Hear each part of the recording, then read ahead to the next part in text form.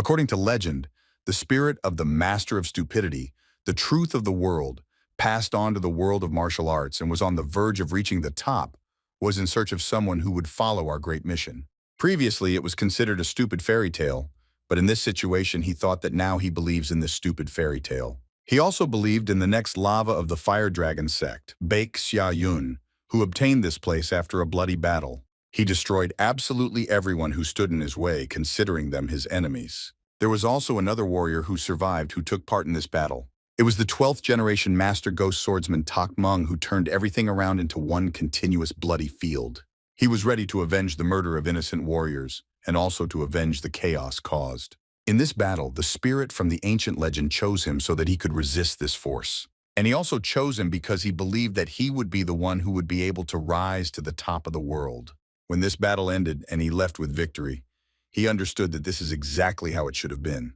But everything turned out completely differently because he encountered an obstacle. He did not understand why they stopped sending him this particular question. He went to the head of the sect. The sect leader sat in a huge chair. He was the leader of the Fire Dragon sect and the leader of the Blood Demon sect, Baek Xia-yun. The young man entered the hall where the head of the sect was sitting and shouted loudly that they had finally succeeded. He held a flask of liquid in one hand and a leash in the other hand, which was attached to the neck of a guy standing on all fours. The young man told the head of the sect that this was the first survivor of the immortality experiment, and he was now right in front of the head of the sect. This guy standing on all fours was a freak himself, who tried to make sounds. He hissed that he would never forgive those who destroyed his family. The young man pulled the leash and ordered him to shut up. The guy on all fours was just a freak. Instead of teeth, he had fangs, and his whole face was covered in scars. The young man got so angry that he started yelling at this freak that no one gave him the right to vote. The young man began to report to the head of the clan that this freak could speak, unlike all the others they experimented on. And the young man also added that this creature can live for several weeks without a single drop of water. The head of the sect said that he was pleased. Then he added that he had been waiting for many years to achieve results, at which point he stopped and started coughing. But he never got the result because they created some kind of monster, and he added that fools like this young man will never reach the true summit. The young man took a step back and began to beg for mercy. He asked for a little more time. He convinced the head of the sect that he would succeed with this experiment, but the head of the sect did not hear him at all. He walked and coughed loudly. Unexpectedly for himself, the young man's hands stopped obeying him. He opened the flask he had brought, and he began to drink from it. He did not understand what was happening to him. His hands did not obey at all and moved on their own. After he drank all the contents of this flask, he dropped it on the floor. Instantly, the young man's body began to turn into the body of a monster. Instead of 2 eyes, he had 10 eyes and 1 more head. He asked for mercy, but it was too late. For some time, the young man screamed and asked the master to spare him and not kill him. The head of the sect did not see any of this and did not want to hear it. He went to the wall, continuing to cough. His hands were all covered in blood. The head of the sect looked at his bloody hands and thought of only one thing.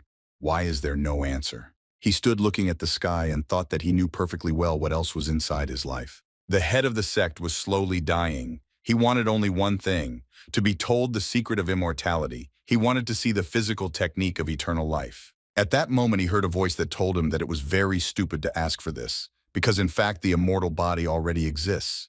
And this body is not his body at all, and it will never become his body. Behind him stood the same monster that he had just ignored, and that was the immortal body. The head of the sect turned his head, and when he saw this monster, he thought, is this really true? He didn't want to believe it. And he was also very surprised that they didn't choose him at all. He heard how this monster said that he would curse everyone in hell.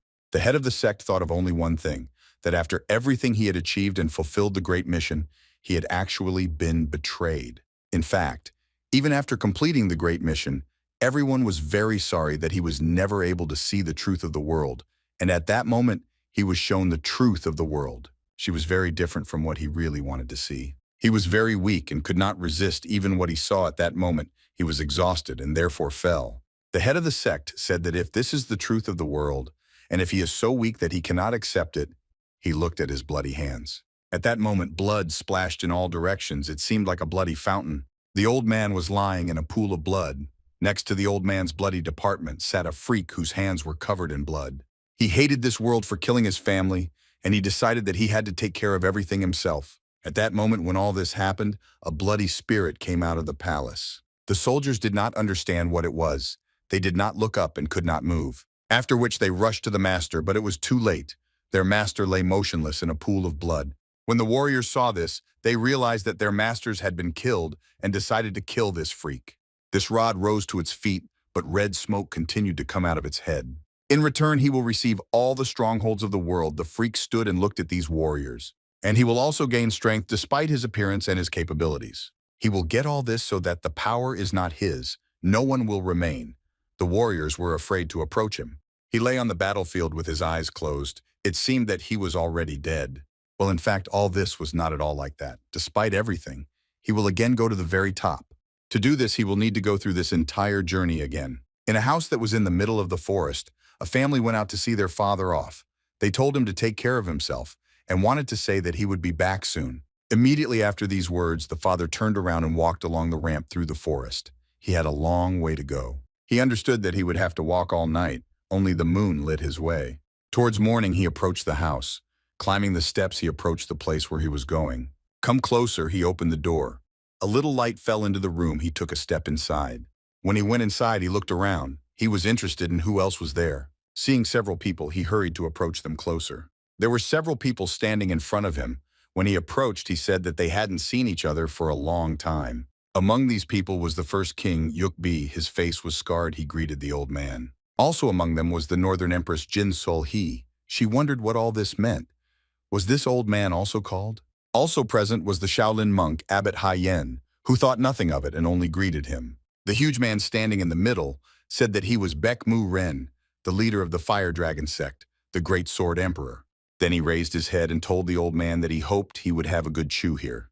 The old man lifted his hat and said that he was satisfied with this useless chatter, and then added that if they thought that he would not notice that spies had been watching him since he left the world of martial arts. The old man asked them to explain as soon as possible why they brought him here. The head of the sect said that he would skip the formalities and get straight to the point. He began to say that Wudong Chonghan Huashan and countless other famous sects, they were destroyed by one fighter. They know nothing about his motives and why he does it. But when confronted with him, they say that he is a demon obsessed with battles. At that moment, this one fighter was heading straight to the place where the 5 leaders had gathered. Everyone gathered thought that on this day they intended to put an end to all this madness. He is yours. He was standing right on the threshold. He took a few steps, opened the door loudly, and went inside. He said that he followed the trail of the strongest energy and it was very easy for him. Then this warrior added that he came to a place familiar to him. He was approaching them. They say that 5 leaders gathered together. It seems that absolutely everyone was waiting for this moment. They realized that it was him. The old man caught himself thinking that this warrior was not called a crazy demon for nothing, judging by his behavior. He was not just neodymium, he was desperate and left nothing alive in his path. The old man caught himself thinking that he had the feeling that the god of death was standing in front of him. The old man couldn't just stand aside, so he took up his blade. He was forced to do it. Everyone wondered if it would be enough for him to have the old man take up his sword again. It's yours, he was a little surprised because he saw the sword of heavenly grace, but nothing more. When the old man swung, he immediately damaged this bath so that he didn't even have time to resist. This was the first blow of the heavenly swordsman, and he achieved his goal with this blow. The old man swung again to deliver another blow and finish off this warrior once and for all. After delivering this blow, he put his sword back, believing that the deed was done. Everyone else thought the same. They saw their uninvited guest lying on the ground defeated. One of the strongest told the old man to relax a little because it would be really boring if it all ended so quickly. Then he added that he did say that all this talk about a crazy demon was just nonsense and that he doesn't really exist. Then he raised his eyes and looked at this warrior and thought what kind of reaction this was. He was very surprised. Here, whom they called monsters, answered them that it exceeded all his expectations. They couldn't take their eyes off him. They had never seen anything like this in their lives and didn't understand what was happening. But they didn't watch how he, despite the fatal wound, moved and smoke came out of his body. They wanted to know what was going on. They watched as his body was renewed and became the same as before. One of those in the room said, "Did he imagine it? It couldn't have happened." The head of the sect also thought that this couldn't be, but he saw it all with his own eyes. He understood that this was the legendary martial art of immortality. He had never seen it anywhere before. It was a physical technique of immortality that was happening before their eyes, and they were all very surprised. None of them could even think that this physical technique of immortality exists. The warrior they considered a monster when he renewed his body asked them how they liked it and whether they thought it was impressive. Then he took the sword in his hand and said that now it was his time to have fun. One of those present shouted at Stalin what he was doing. He wanted him to retreat. But in reality, it was already too late. This war demon struck the old man and took a few more steps forward. He told these people not to worry about the old man anymore because it was too late to worry. His eyes were fiery red, the color of blood. The old man fell and looked at his bloody hand. Then the old man fell to his knees, right in a pool of blood. Blood was pouring from his body. He was no longer a tenant, this warrior said that he had already cut the old man. Then the old man passed out and fell right into this pool of blood.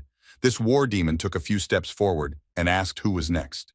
The girl looked at Baek-mu-ren and asked him to calm down. She wanted to know if he, as the head of the Fire Dragon sect, didn't know anything about this guy. To which he replied that he couldn't say for sure, but he had read about this martial art in books. Everyone stood and looked at the old man lying on the floor in a pool of his own blood and understood that he could not do anything to this guy. The first King Yukbi didn't like this at all. He thought that he needed to be punished and that it couldn't be left like this. Baek-mu-ren thought that this was a very large destructive energy. He grabbed the handle of his sword. The first King Yukbi could not hold back and took a step forward. He could not leave it unpunished. He had to take revenge. Everyone was shouting at him to stop and wait a bit, but he wasn't going to listen to anyone. He shouted at this so-called demon warrior that he was a shameless boy and he had no right to act like that. Then he swung to strike and shouted that he would finish him off with one blow.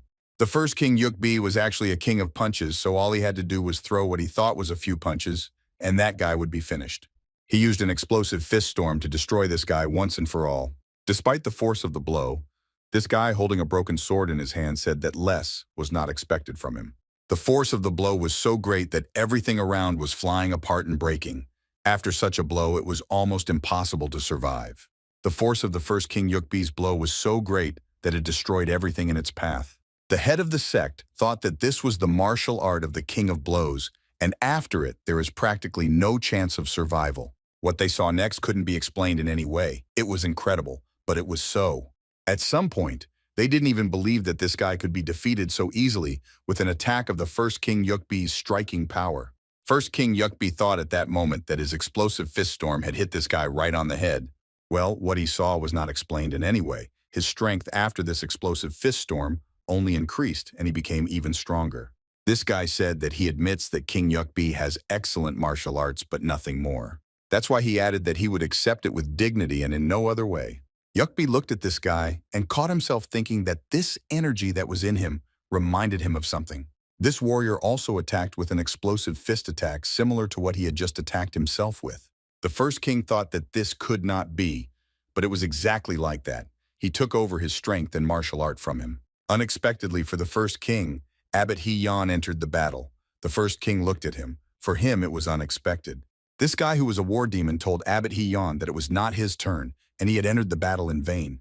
Abbot He-yon couldn't help but tell the guy to stop showing off and calm down. The enemy laughed loudly. He was even surprised that they were addressing him like that. He looked at Abbot He-yon and said to him, "Isn't it he who can barely stand on his feet?" The first King Yukbi asked the old man for forgiveness because it was all because of him. Abbot He-yon told him not to say that. If he hadn't entered the battle first, he would have done it himself. And then he added that they needed to deal with this monster as quickly as possible, and then they would think about trifles.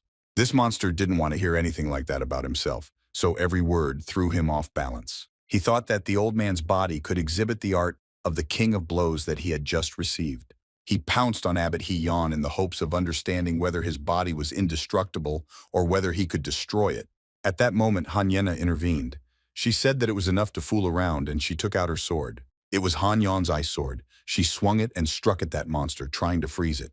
This monster couldn't strike Abbot He-yon because his arm couldn't move. It was frozen. The monster told them that this was the martial art of the ice palace of the Northern Sea that he had only heard about and never seen before. She told him to shut his mouth. The monster laughed very hard because the cold had frozen him to the bone, but that didn't mean anything yet. He told them that here he met 5 great masters, each of whom had reached the heights of their art. They all live up to their names, they all have martial arts that have reached the top, and he likes it. The head of the sect said that he was very glad that he liked it, after which he took out his sword. He then added that he would allow him to witness the martial arts of the Fire Dragon sect leader and swung his arm to strike. The blow reached the target and he cut the monster's body exactly in half. The monsters couldn't move because his body was frozen. He couldn't feel anything. He didn't understand what was happening. He made an effort and asked what was wrong with him. He didn't like it at all. The head of the sect said that he would be forever locked in darkness and he would never see the light again. After which the monster began to recover. He said that it was all nonsense that they were talking and took a few steps. But despite this confidence, the monster felt as if his body was being held back by something. He asked again what it was and why he was limited in his movements. He wanted to know what they did to him because he could hardly move anymore. His body was covered in something. This monster, when he could still see something, thought that he was not so omnipotent, and his body began to lose its strength. He became less and less like a very pathetic little child who had no strength at all, and who had a very hard time breathing and moving. He didn't look like the monster he did a few minutes ago. Everyone stood and watched what was happening to this guy who was a monster just a few minutes ago. Abbot Heon approached the head of the sect. He wanted to know what he had done to him. He asked because he had never seen such a martial art, and he wanted to know what he had just done. The sect leader replied that this eclipsing blade is a treasure passed down by the leader of the Fire Dragon sect. Then he added that those who fell under this blade say they spend eternity in the dark. He also added that there is no record of his actions, so he tried to see if this is really the case. He added that they don't know what will happen next, and they need to be prepared for anything. This monster continued to stand in this position for quite a long time, and the legend about it was passed from mouth to mouth. It stood for so long that after 3,000 years, nothing happened, and it continued to be in the same state.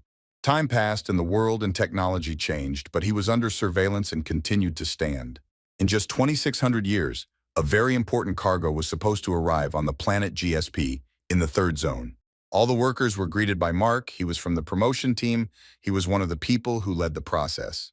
So he asked everyone to be very careful because some of the installations are very fragile. When he approached, they asked him if he came alone or with someone.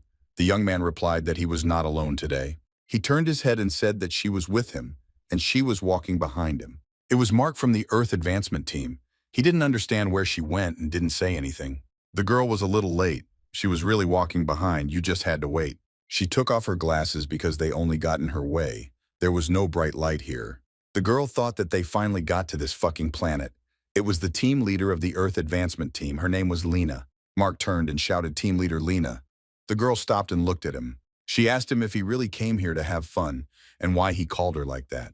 The young man replied that they had nothing special to do until the team arrived. Wasn't that so? The girl replied that he was just an ordinary impudent fellow. The young man told her that, by the way, he did not expect that she would agree to take part in this. She did not understand what he meant. He tried to explain that she usually shudders at the thought of aliens. And here a friend decided to go to a place where aliens usually gather. Is it really just curiosity? He said that there are creatures here that are unlikely to be found on Earth. And they walked past these creatures. The girl told him to stop fooling around. It was still dangerous. The young man told her that everything was different now. He tried to explain to her that during the tournament that will take place, everyone is on the same level. Lena asked the young man again. She was interested and they thought so. And she thought that these creatures that were around were very smug and she definitely didn't like them. Mark laughed and said that he didn't think so. The girl looked at the young man and it was very strange for her. So she unexpectedly told him that she had enough and he should stand in the exhibition hall.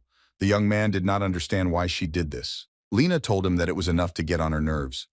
If he wanted to stand among these creepy aliens, then let him stand there. The young man answered her that if they are in the same boat here, then it is very dangerous for her to make such comments. He thought it was dangerous only because they were on different levels there, and he shouldn't have said that. Team leader Lena answered the young man that he does not understand anything at all and does not know how to behave among these creatures. She tried to say that it wasn't that they were aliens. You could call anyone an enemy and he would become one. At that moment, they stopped because they came. The girl said that it was here that they could rise one level higher. Mark looked up. It was unexpected for him. After all, in reality, it was just the arena of the tournament.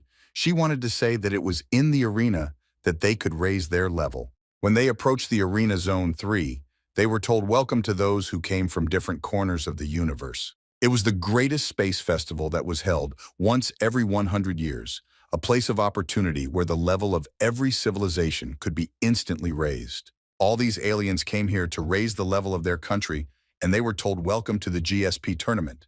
Mark said that in his opinion, it turns out that she came to watch the tournament, covering it up by saying that she just came to watch. The girl answered him that she came here to find out the weaknesses of the enemies.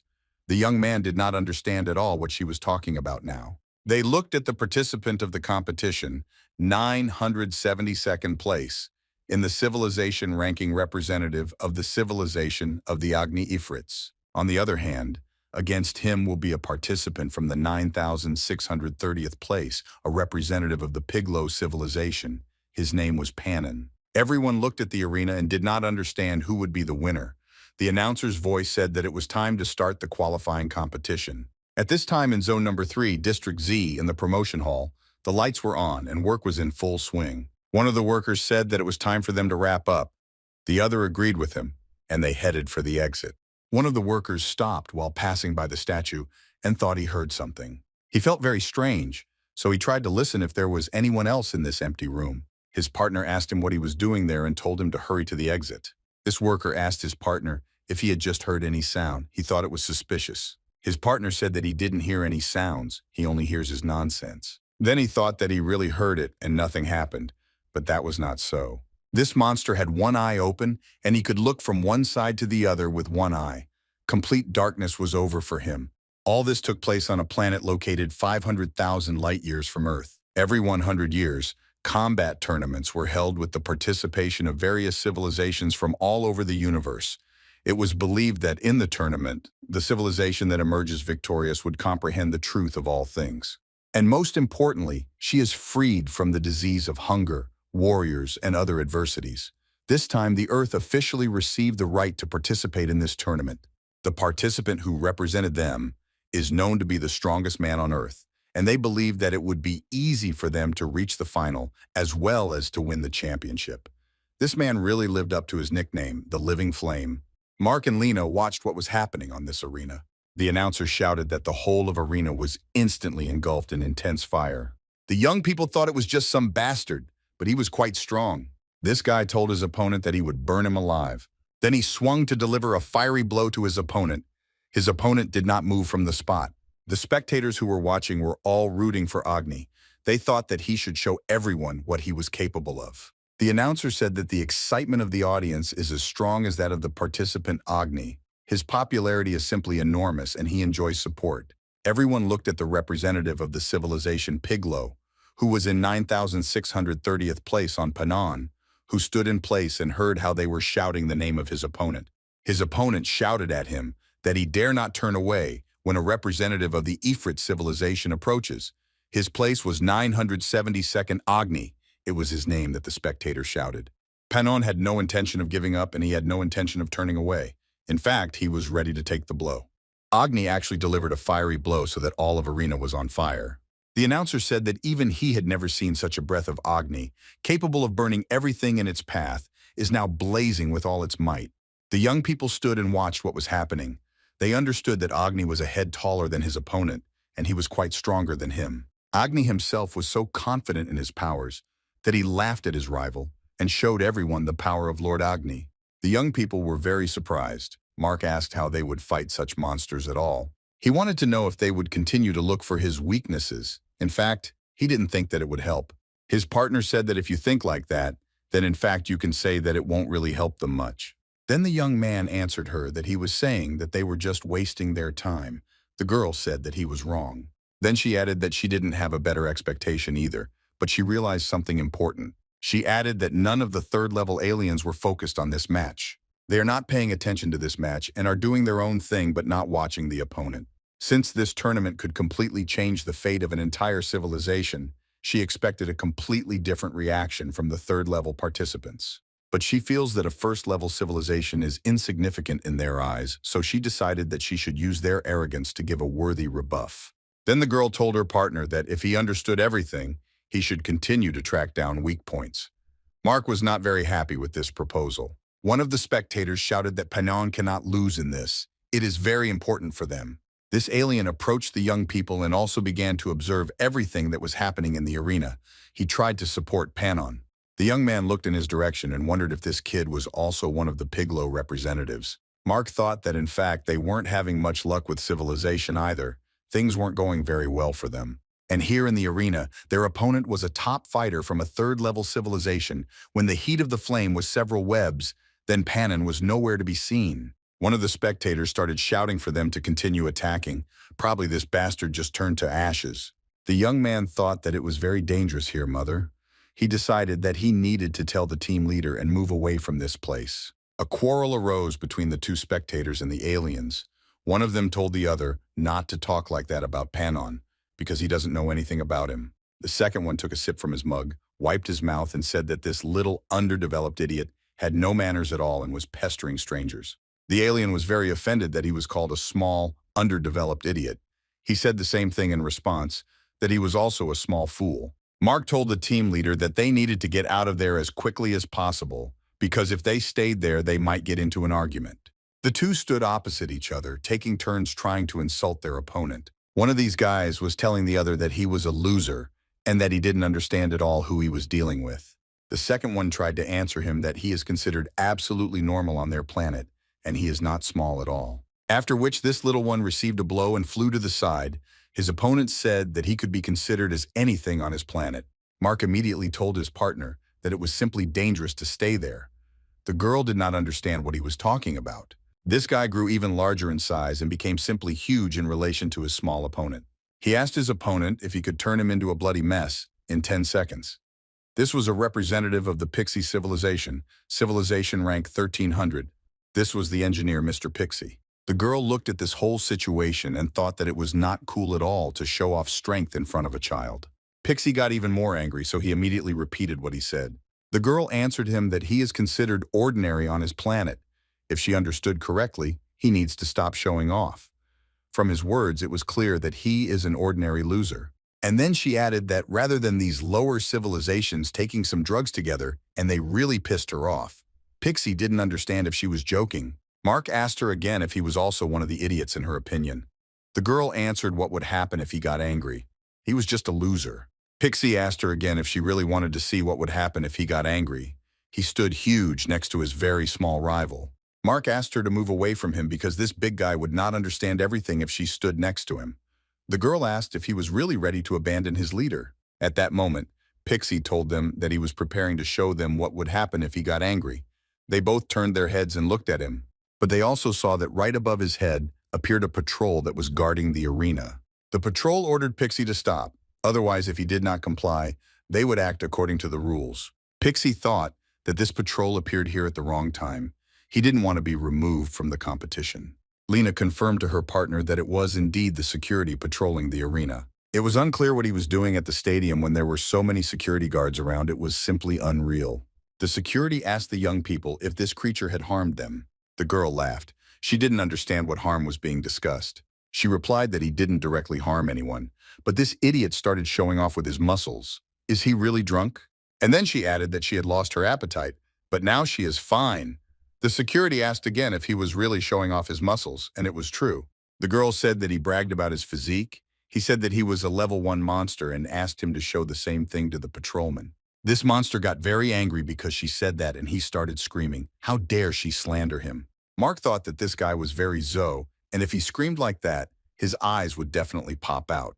Lena said that before this monster really harmed anyone, he needed to be deprived of the opportunity to be released without any consequences.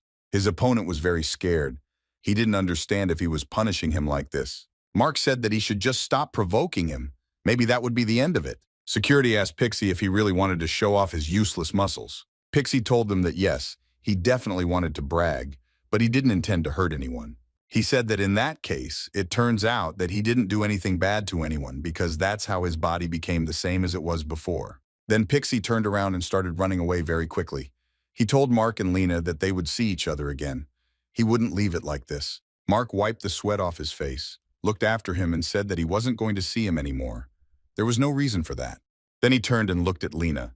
He asked her if she knew that the outcome would be like this. The girl answered that, of course. And then she added, does he really think she's crazy enough to just mess with a monster?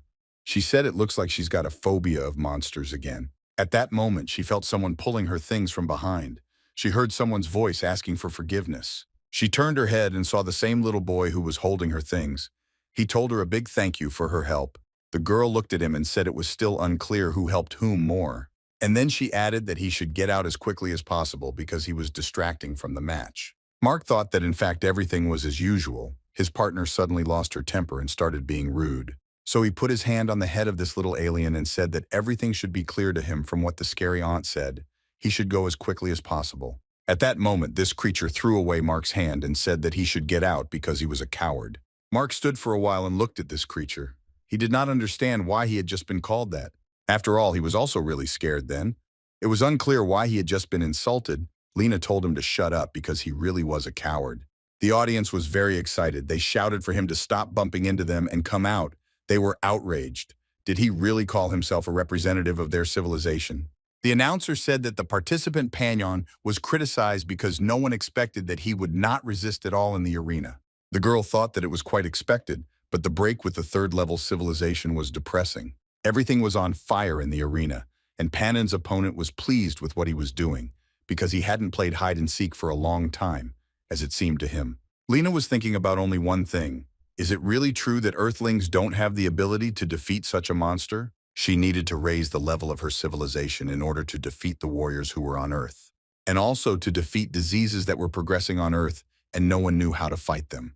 The girl thought that she shouldn't even allow such pathetic thoughts that she won't be able to win. Mark looked in her direction. He didn't understand why she suddenly turned away from him again. What happened again? He approached her and asked how she was feeling, because it was obvious that she was shaking all over. The girl replied that he shouldn't worry. Nothing like that had happened to her. At that moment, the announcer shouted very loudly for everyone to wait 1 minute. He said that the participant Panon had not yet given up. The girl carefully watched everything that was happening in the arena without taking her eyes off. The announcer said that Panon was aiming at Agni's blind spot, cutting through the flames that were around him. The whole arena was one continuous flame, and there was no place where you could walk without being touched by the flames. Agni didn't stop and made another blow towards his opponent. Everything was on fire. His opponent understood that it was a desperate blow on the brink of death. It was a perfect hit. The announcer said that for Agni this was a decisive blow. He showed everything he was capable of. Mark was talking on the phone at that time. The announcer said that Agni's opponent could not rise at all. It was the end for him. Mark called Lena. He wanted to tell her what they told him on the phone. The girl answered him. Why is he calling her? She had already told him that she was fine. Mark told her that it wasn't about that at all, that there was something wrong with the exhibition, but that they wanted the two of them to go and check all the exhibits right now. Lena was very upset because she was distracted from the battle in the arena. She told Mark that she had told him to check the exhibits twice. The young man answered her that it was very strange because he checked everything. The girl said that she was sure that something would go wrong because he looked too happy at the beginning. The young man answered her that it was very strange. There shouldn't be any problems, especially with the exhibits. Lena thought for a bit and said that she had already seen everything she needed, so she wouldn't be angry with him anymore. She said that even her eyes found it hard to believe who would have thought that he would truly defeat such a monster. Then she added that as expected, they are not the kind of opponents they are unable to fight back. A smile appeared on her face. The girl felt the wind and asked what kind of wind it was and why it appeared so suddenly. In just a few minutes, they were on the same planet GSP near zone number 3 on Street Z where the promotion center was located. The next moment she felt that she didn't feel anything at all. Her eyes were closed. When she opened one eye, she did not understand what happened to her at the last moment. But she saw that 2 huge thugs were near them. One of these thugs was holding Mark by the leg and pulling him somewhere. The young man, like her, was unconscious. He couldn't say anything. He didn't even make a single sound. The girl felt that someone was holding her by the hair. She thought about her partner, Mark. She wanted him to come to his senses as quickly as possible. She didn't know what to do. When one of these thugs saw that her eyes were open, he laughed. He was glad that she woke up. The second asked if she really called the guy he was holding by the leg Mark. These thugs told the girl not to worry. They didn't actually kill him. She thought they were just idiots. Lena looked at this big guy and said that he was just a bastard and most likely got angry at her for teasing him. Then she added that he had not learned anything at all, because this was the planet GSP, and if he had not understood, then security would arrive soon. This thug tried to tell her that she should shut up because she didn't dare talk to him at all since she was a lower being. And then he added that most of the security devices on the planet work on the basis of technology and their civilization, and in this building, he has already completely decided.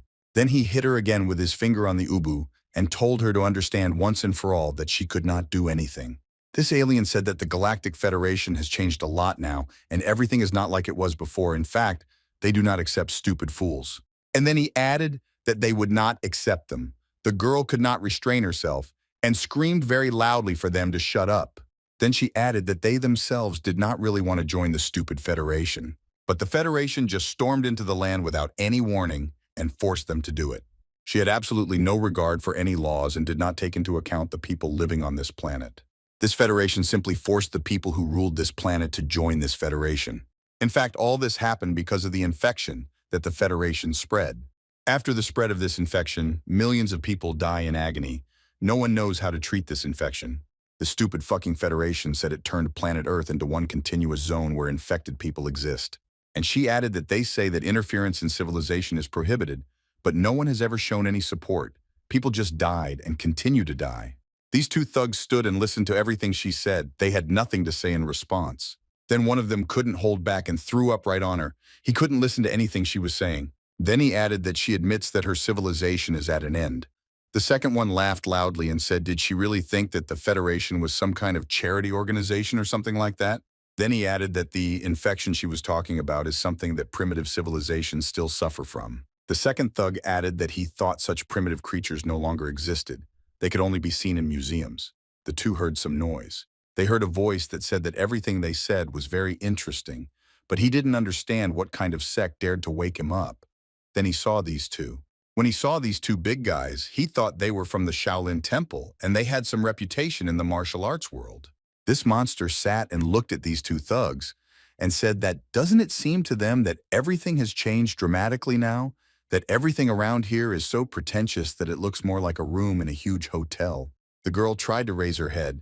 She understood that the speech was very familiar, and it was someone from Earthlings. These two thugs didn't understand a word, and they asked him again what he was saying and asked him to change the language. They considered him a piece of trash. The monster who had just woken up was perplexed that they didn't understand human language. He looked at them and added that they had changed not only the interior, then he thought that if they didn't speak human language, it was even better than he thought. The girl couldn't hold back and screamed, asking him to report to security as quickly as possible. She tried to explain that these two thugs were breaking the rules of the Federation. One of these thugs asked the sitting monster what he was planning there. Did he really want to die? The war demon laughed very loudly. Now everything became clear to him. He was in the right place at the right time. Then he extended his hand and checked if his strength had returned to him. Now he knew for sure that not everything had changed yet. These two thugs were very surprised because they did not expect that they would be resisted. The war demon didn't think long.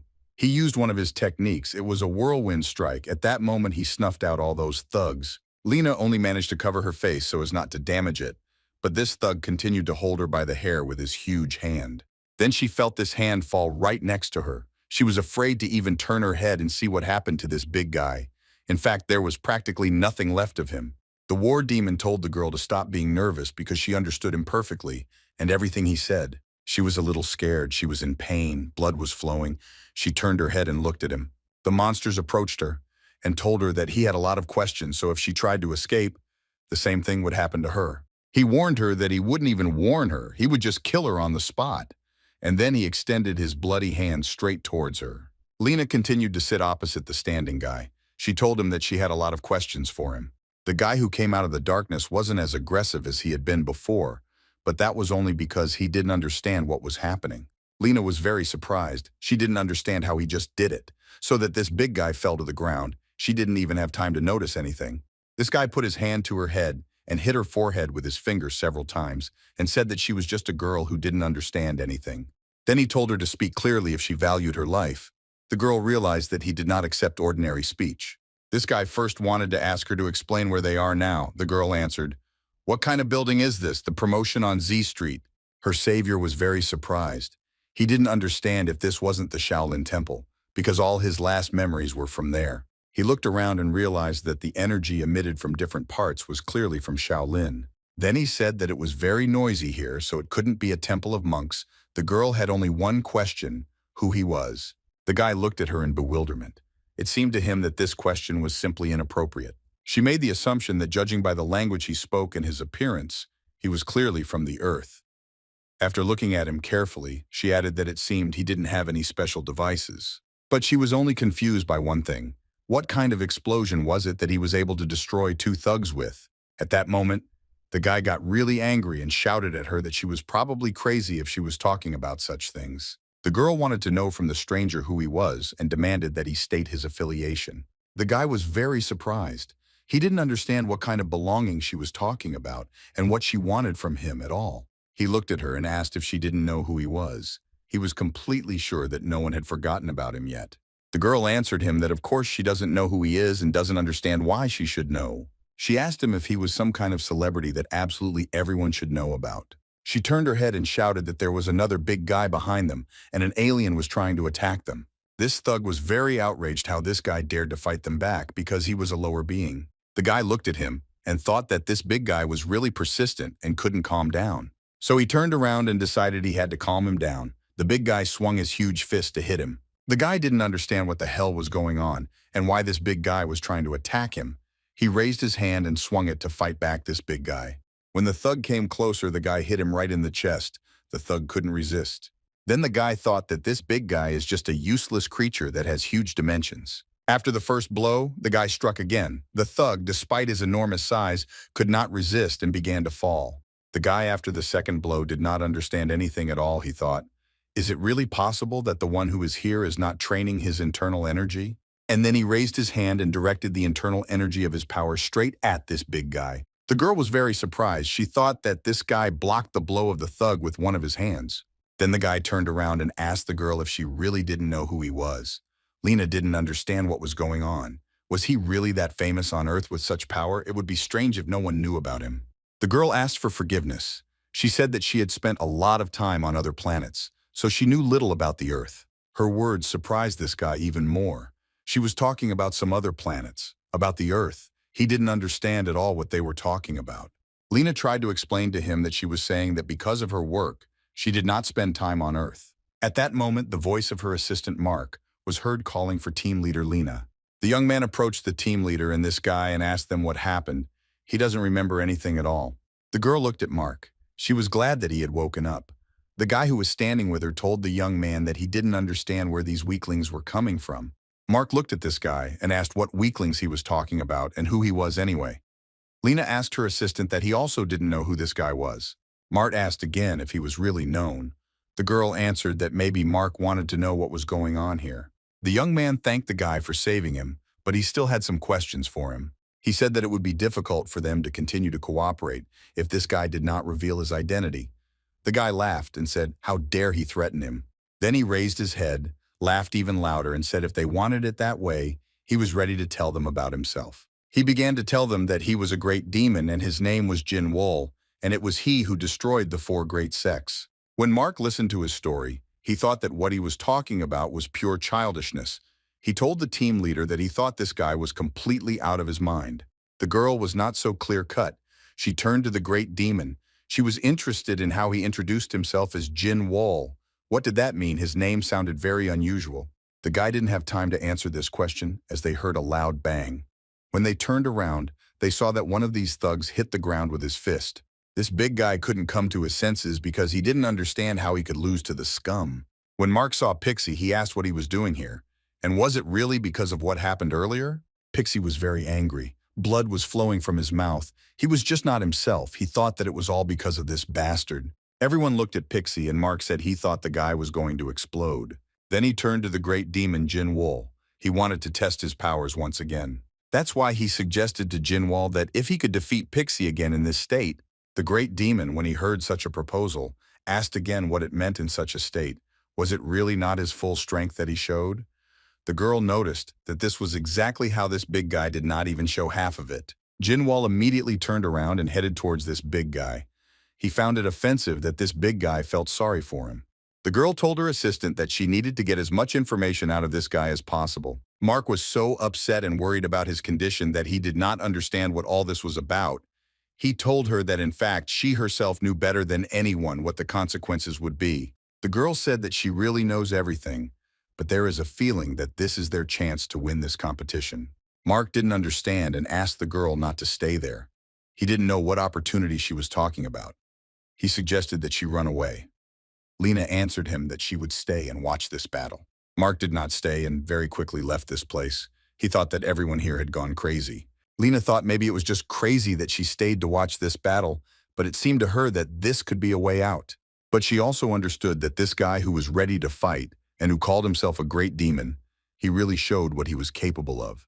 He didn't hesitate for a second or stop in front of any monster. This guy, even though he called himself a great monster, he looked overwhelming. At this moment, Pixie turned his head. He was ready to fight again. This was the potential of a person of the first level of civilization. From the outside, it was clear that with the level of strength that Pixie had, there was no need to even start to engage in battle. The result seemed predictable. The girl stayed here only to understand whether she has a chance or not. Pixie got so angry that he started screaming that he didn't care about the rules that exist, and he was afraid of the guards. He was ready to kill them all. So he took a few steps towards the guy. Lena, when she watched him, she thought that this is exactly what she was waiting for. It was Pixie who got out of control. Pixies are cosmic creatures that can even control metal. It seemed that they had no equal. Jin Wall didn't lose his head. He saw the enemy in front of him and understood that he could deal with him. Pixie began to attack and used all his strength to crush his opponent. His attacks were hitting their target. Pixie looked at the guy and told him to understand the difference between civilizations, then once again extended his hand towards him to attack him. With the help of his power, Pixie began to control everything metal. He collected it into one huge computer and directed it towards his enemy. Indeed, the guy ended up under the debris of metal objects, and it turned out that he could not get out of there. Jin Wall smiled and said that it was too tempting, but he couldn't handle it. What happened next, no one could even expect. All the metal objects began to fly apart in different directions. Pixie could barely keep himself on his feet. He thought that this couldn't be happening. No one could have the same power as them. Jin Wall began to rise from his knees, and Pixie was even more surprised that nothing happened to his opponent. The great demon told his opponent that he was just an idiot and that he didn't understand who he was dealing with. Then he added that he wants the same power as Pixie, and he wants to get it immediately. Pixie was confused. He didn't understand what was happening. He wondered if this guy could really break his power. He almost cried because he thought that this couldn't be, that this scumbag of his opponent was stronger than him. Pixie didn't understand how it happened. He tried to calm down and not think negatively about the fact that something like this could happen. It seemed to him that it was simply impossible that such scum could resist him, so he swung to strike his opponent again. The blow was really powerful, and it destroyed almost everything around. It seemed that nothing should remain alive after such a blow. Pixie even laughed because at some point it seemed to him that he had achieved his goal. He started talking about how this loser of his opponent can't underestimate him and speak disrespectfully towards him, but he couldn't even imagine that his enemy was sitting on his neck. Pixie, when he raised his eyes, he saw his enemy. He did not understand how he could be there. Jin Wall jumped up. Pixie tried to catch him, but he couldn't. And that's why Pixie got even more angry that he couldn't do anything about his opponent. Pixie started screaming. He didn't understand what kind of tricks his opponent was doing. He was confused. Jin Wall landed on the ground. Around him were metal objects that he could control. The guy raised his hand and said that it is done like this and he can control metal objects just like Pixie. Pixie was just furious. He couldn't believe it. Did he imagine it or was it real? After which he struck and there was a loud explosion. It seemed that everything should be over. The girl looked at everything that was happening and could not believe her eyes. Pixie got even more angry. He shouted that his opponent was just a scumbag. He couldn't believe what was happening. And most importantly, he couldn't believe how this guy could use the power in their civilizations. Jin Wall looked at his hand and how he could use the power he just acquired. He thought, is this really what is called the power of space? He was happy that he had acquired such power and he liked it. But he told his opponent that he was ready to show his technique as a thank you for giving him the opportunity to acquire such power. Pixie was just furious. He was smashing everything around him. He was screaming that this guy shouldn't imitate them. He was just a piece of shit to them. Jin Wall answered him that he was not imitating at all and had no intention of imitating at all. He had no less strength than them. And the next moment, he showed what he was capable of and showed what strength he had. Stones and metal objects were directed towards Pixie. Pixie no longer knew what to threaten him with. He began to scream that this guy would pay with his life for what he did to him. Jin Wall approached his opponent. He showed his ability and used the ferocious tiger paw. This was his attack in response to the opponent. The great demon laughed after a successful attack and said that he was able to rob his opponent. The girl watched it to the end and was in shock. She couldn't even imagine that this guy could win, but he did. Despite the fact that third-level cosmic power was used against him, Pixie lay on the ground and did not move. Lena thought that it was incredible, but this was her chance. She thought that with this guy, they wouldn't be able to win. She looked at his feet. They were even without shoes. She was wondering what kind of guy he was. When he came closer to her, he said that it was quite an interesting martial art and he liked that he had such strength. Then he told this girl to immediately take him to where all these guys who had such abilities were located. She was interested in only one question. Why did he come? She took his hand and tried to touch it, but it was a completely ordinary hand. She knew for sure that it was not easy to get to this planet. Did he really want to prove his strength and specially get to this planet? The girl said that everything was now clear to her, and she was ready to take him to a place where the guys were much stronger than these guys. And then she added that he would become a representative of human civilization at the tournament. When Mark returned, he looked at the fact that everything around was destroyed. Everything was scattered everywhere, nothing was whole. He wondered if this was all true, and Lena really told him how it all happened. He looked around again and thought that he couldn't believe it, but everything pointed to the fact that this guy really had defeated Pixie. Pixie was lying on the ground helpless. It was just necessary to understand who was the crazy person who could do all this. Mark heard someone's footsteps and a voice saying that the situation was very different from what he heard. It was the judge of the planet GSP Virtus. He did not understand whether Pixie had really lost his temper and endangered his relatives. Mark thought that things were very bad and he should not have been brought here. When the judge looked around, he said that it seemed to him that a third party had intervened and asked Mark if this was really so. Then he added that even if a representative of a third-level civilization died, it turns out that some higher civilization was involved in the matter. Mark thought about the fact that it was definitely logically difficult to believe that a person did this, but if it really was so, then he had time to contact the team leader. The judge asked the young man what he was so worried about and what he was thinking about.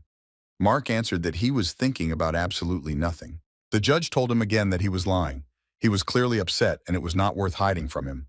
The young man turned his head, laughed, and said that Judge Virtus was unbearable to fool, and then added that he was just worried about his friend. The judge told his friend that, judging by what happened, the suspect is a real criminal. But then he pointed his stone finger forward and told the young man not to worry. The best ones were to follow, or the planets were already restoring events. And then he added that very soon they would find out who did it. Mark saw that the very machines that had materialized in the past were working in front of him. Mark raised his head up and saw that all the metal objects also rose up and were not in the air. He even became a little scared when he saw a huge metal object above his head. He thought that this meant that if he remained standing in this place, this object could fall right on him. The judge told him not to lose heart. Soon they will all find out and it will be clear who this criminal is. After which the judge did not wait long. He pushed off from the earth and began to fly upwards. A few seconds later, he was no longer in that place. Only one pillar remained, meaning that the judge had left that place.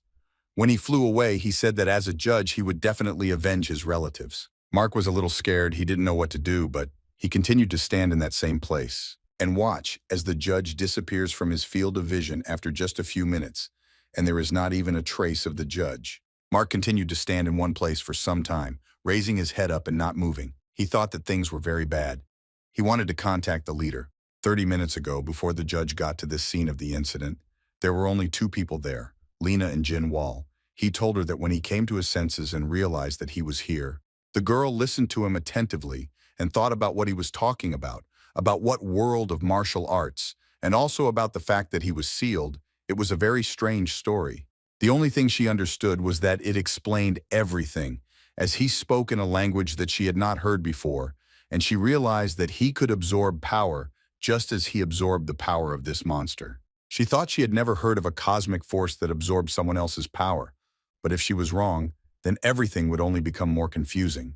She found it very strange how humanity could have decided to have such abilities if he was actually telling the truth. If this is really true, then it's as if humanity lost the technology and didn't even know they had it. The guy didn't talk to her for long. He turned around and went to the exit. She was a little surprised. She asked him to stop and asked him where he was going to go alone. She found it very surprising. The guy told her that she shouldn't worry because he didn't need her help anyway. He could stand up for himself. The girl asked him to stop and wait because she told him that she would take him to a place where he could fight with much stronger fighters. The guy didn't stop. He kept walking. He told her that he could find this place himself. The girl rushed to catch up with him. She shouted for him to wait a minute because he knows nothing at all about this world. The guy didn't take her words seriously. He thought that it meant he didn't know anything about this world. That was true, but he wasn't worried about it. He opened the door and walked out, and there were many aliens standing in front of him. They were all different. The guy was a little shocked. He didn't understand who they were and why they looked like that. The girl managed to catch up with him. She took him by the shoulder and said that she had warned him that he knew absolutely nothing about this world. And then she added that, "Welcome to the 26th century." The guy looked at her. When he raised his head, he saw many cosmic objects moving around. She tried to explain to him that this era is called the 2600th era of space exploration of the Earth. The guy did not understand what the era of space exploration meant. The girl explained that he should have already noticed that they had begun to interact with other civilizations. He asked what was so special about communicating with these countries of beings. She even found it funny that he called aliens strange beings. Anapa tried to explain to him that if he had to distribute creatures by levels of civilization, then it would be interesting to see where he would allocate a place for people. The guy answered her that he had no idea. He was only interested in one question: how many creatures like he sees in front of him? So as not to distract others, he put on a t-shirt and slippers. The girl explained to him that in this universe there are about 20,000 civilizations and humanity is at the very bottom of the food chain. The guy looked at the girl and asked, what it turns out that the bald guy he fought with is also considered above the level. Then it is not clear how stupid humanity is. The girl said that to some extent he is right, but he should watch his words. She talked about how there is a 5-level scale in the universe that is classified by the relationships between civilizations. She talked about how people are at the very bottom, and it is believed that they only have the first level. Of course, even among a first-level civilization, they are still at the very bottom. The guy looked at her and asked if she really cared about this stupid department she just tried to tell him about. The girl lowered her head. She didn't quite think that this stupid department seemed so to her. The guy replied that if he were in her place, he would take better care to become stronger than she actually is. At that moment, she turned to him again. The guy raised his eyes and looked at her. Lena said that she is ready to offer him again the same thing that she already offered him once. The guy didn't understand what it meant to propose and why he should suddenly agree to any of her proposals. The girl said that he wants to fight with all the strongest creatures. She understood this from his words. Jin Wall answered her that you can say it like this. She tried to explain to him that on this planet, a unique tournament is held once every 100 years, and that in this tournament, the most diverse, powerful creatures participate. She offers him to act as a representative of the Earth. It is in this case that he can meet with the strongest opponents. The guy is a little surprised because the girl offered him to fight for her, or instead of her. She told him, but he wanted to meet the strongest opponents, and this is his opportunity to meet them. The guy got angry and ordered her to shut up. He understood that she wanted to use him just by exchanging a few words. She said that she is not as stupid as he thinks if they accuse her of it. Then she asked him for forgiveness if he thought so, and she was ready to change her request. She explained to him that if they do well in the tournament, then humanity can rise to a new level and rise from the very bottom. The guy thought if this is true, then it became clear to him why all this stupid division at the level. The girl couldn't hold back and shouted at Nuala that this wasn't a stupid separation at all, as he thought. He asked her again, what does she call this department? Several levels, in fact. They were garbage, and will remain so. The girl couldn't help but look at the guy and ask him, what if not? What if they won't be this trash? She explained to him that in order to move to the next level, he simply needs to do well at the tournament. In fact, the levels of civilization are determined on the basis of the cosmic force of life energy that determines existence itself. All powers that go beyond common sense, as it was in the battle with Pixie. They appear only when a person is able to freely control the elusive flow. The guy listened to her words and said that now everything became clear to him, and he thought about her proposal. If he wants to use this mysterious power, it seems that it will only be available to him with the transition to a new level. The girl said that they have no chance to win this tournament. She said that she wants him to fight the monsters and win. Simply put, she needed a victory. But when civilization moves to another level, he will not only get a chance to use superpowers, but he will also receive enlightenment, such knowledge that he will not receive so easily even in his entire life. The guy asked again what kind of knowledge he should receive was transferred to the next level, which he would not be able to receive in his entire life. The girl tried to explain to him that this is the knowledge that humanity has now. It was the result of several centuries of effort and the progress of new technologies. She also added that gradually, as space exploration progressed, they learned the truth. The truth was that everything they had gained was through experience and great effort, just a small part of what is stored in the huge brain at the edge of the universe. She also added that there are those who control this knowledge and allow it to spread so easily. They are called finite beings, and they are the only civilization of the fifth level. It is they who conduct this damn tournament. Knowledge is transferred to each civilization in accordance with the restrictions. The guy listened to her until the end. He said that it was just some kind of boredom. He wasn't interested in all this. He understood only one thing, that as he said, she wants to use him instead of herself. The girl said that yes, that is exactly it, but he should listen to her to the end, because that is what she is offering him, for the sake of all humanity. The guy turned around and started to leave. He told her not to get carried away and to find someone who would share her views. And then he added that, however, he doesn't think that there will be any fool willing to risk his life for the sake of others. At that moment, a huge hand appeared that was ready to grab the guy. He almost managed to get away, but something stopped him. He didn't even understand what it was. At that moment, a judge appeared who was conducting an investigation into what had happened. When the judge landed, he said that the investigation was complete and he knew exactly who the criminal was. The judge said that no one could have imagined that this would be the work of a civilization of such a low rank. At that moment, he had to destroy it. The judge was completely confident that he had translated into execution and destroyed the criminal. Lena was surprised by what happened at that moment. Although she couldn't persuade him, she had a chance to do it. The judge approached the girl and said that she would be convicted of interfering with Pixie's affairs. The judge extended his hand to the girl. He was ready to carry out his punishment. The girl began to writhe and say that it hurt, but she couldn't say anything.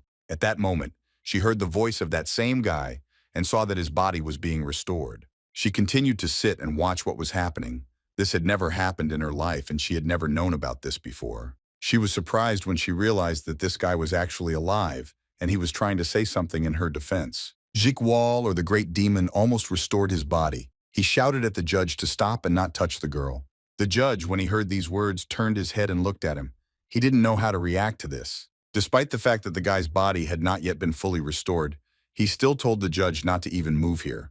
Otherwise, the consequences would be dire. On this planet in the 3rd sector on Street C, there were quite a lot of representatives of different planets. Some were in a hurry somewhere, others were just walking. This street was more like a sector where you could have a lot of entertainment. The representative of Piglo Mal walked along the street and told about how the Earthling sister helped him. He said that he was very grateful to her. He told all this to the representative of Piglo Grog and the representative of Piglo Fist. They came to the conclusion that in the dispute with the representatives of Pixie, it seems that people were braver than the rumors said about them. The three of them were walking down this street when they noticed another representative of their planet. He stopped them and asked what they were chatting about so happily without him. Kulak tried to explain that their youngest got herself into trouble when she went to cheer at the match. Unexpectedly for everyone, their youngest threw the balloon that was in her hand and screamed joyfully because she saw Panyon. And she rushed to hug him because he was able to win this battle and she always believed in him. Kulak asked his fellow countrymen if he really had to go through a lot in this battle. The representative of the civilization Piglo, he had 4,800 place, and his name was Panon. He answered that they should not worry, now he is already in excellent shape after this battle and is ready to fight further. Then he looked at the younger one and asked if she had really brought trouble on herself during his battle. The aliens who were on this street started to run away, while they were shouting that Judge Virtus had arrived. Who was shouting that the judge was on the street? Everyone needed to run. No one understood what was happening. Then someone explained that the judge was being pursued by the Earthlings who killed the representative of Pixie for the representatives of the Piglo civilization. It was a familiar combination and had not already encountered the two of them. The younger one tugged at the hand of the conqueror of her civilization and asked him to look at her. He asked what was wrong and what happened. Why was she behaving like that? She didn't know where to start. She said that she just wanted to say something. Pagnon understood that the younger one was not just trying to convey something to him. That is why he looked at her. Someone's scream could be heard. It was clear that everyone needed to run from the building because it was starting to collapse. The debris of this building began to fall to the ground. No one understood what was happening, but everyone tried to escape from this place. Lena sat on the ground among all this debris. She understood only one thing, that she had survived. She couldn't even imagine a few minutes ago that this could happen because of her. Jin Wall stood at the top. He declared that everyone should know what happens when they touch someone they shouldn't touch. He celebrated his victory in advance. She made another check forward and he saw the light that was breaking through these fragments. He thought that it was amazing and that this couldn't be, but the light began to break through not in one place, but already in several places. The guy couldn't even imagine that his opponent had gotten out and he couldn't punish him. jumping over a huge pile of scrap metal on the other side. He saw that light was breaking through from the other side too. He thought he couldn't believe it, but then he saw the hand with his own eyes, and then he realized the judge was calling. Jin Wall got even more angry because he didn't understand how this could be, and the enemy in front was really strong. The judge threw away several metal objects and began to rise to his feet. He asked the guy if he had really absorbed Pixie's cosmic power so that he could throw metal objects at him. Then the judge, when he got to his feet, said that he thought this guy was much more dangerous than he expected. Jin Wall told him that he understood that the judge was starting to regret getting involved with him, which made him happy, after which the guy did not stop. He continued to attack the judge. He swung his leg to strike. He wanted to strike with a tearing explosion. Jin Wall did not stop moving towards his opponent in order to attack him. He was furious and knew it was too late for him to back down now. A few seconds later, the attack caused a very strong explosion that affected nearby buildings. The explosion was so powerful that everyone started shouting that they needed to be careful and that they should evacuate the planet as quickly as possible. The girl continued to sit on the ground. She was in shock. She did not understand why he was doing this and how it could end. She thought to herself, what the hell was he doing? The judge was standing right in front of her. Unexpectedly for her, someone covered her mouth so that she could not scream. It was Panon who told the girl to calm down because he had come to save her. One of the civilization Panon followed him. Panon turned his head when he saw him and asked what he would do here because he told them to take the little one away and stay away from this place. Lena didn't understand what was going on, and wasn't this the same Piglo they had seen before? Panon took the girl on his shoulder. He was very upset and swore because no one listened to him. Mala and Fist decided that they shouldn't worry. They had to run away as quickly as possible. Lena looked at everything that was happening, but she couldn't do anything. She had to understand why she was needed by this representative of the Piglo civilization. Panon, unexpectedly for her, began to explain to her that he came and saved her only in order to thank her for the fact that she stood up for him and his brother. Their civilization highly values kindness. Kulak turned around and looked at Panon and said that they needed to run away as quickly as possible. Lena asked them to wait and let her go. At that moment, Panon said that it would be impossible to save their entire company, and he also added that the judges were real monsters who had reached the final of the tournament. She was scared by these words that now everyone could not be saved. She understood that the main battle was now taking place between Jin Wall and the judge. The judge was very surprised when he saw what this guy was capable of. He said that it turns out that the Pixie civilization has more than just power. Then he put one of his hands forward, and this was necessary to protect himself and stop this guy who was trying to attack him from all sides. At this point, the judge used his main force to destroy the opponent and carry out the punishment. It was a very great force that no representative of any civilization could resist. The judge said that it was just a trick and nothing more, because no one could destroy it. Zhang Wol told him that he expected the judge to say exactly that, but he was not going to give up. The judge placed his index finger directly on Jin Wall's forehead and directed his power towards him. In turn, Jin Wall was ready to attack, and he was not going to stop the judge and was waiting for him to start first.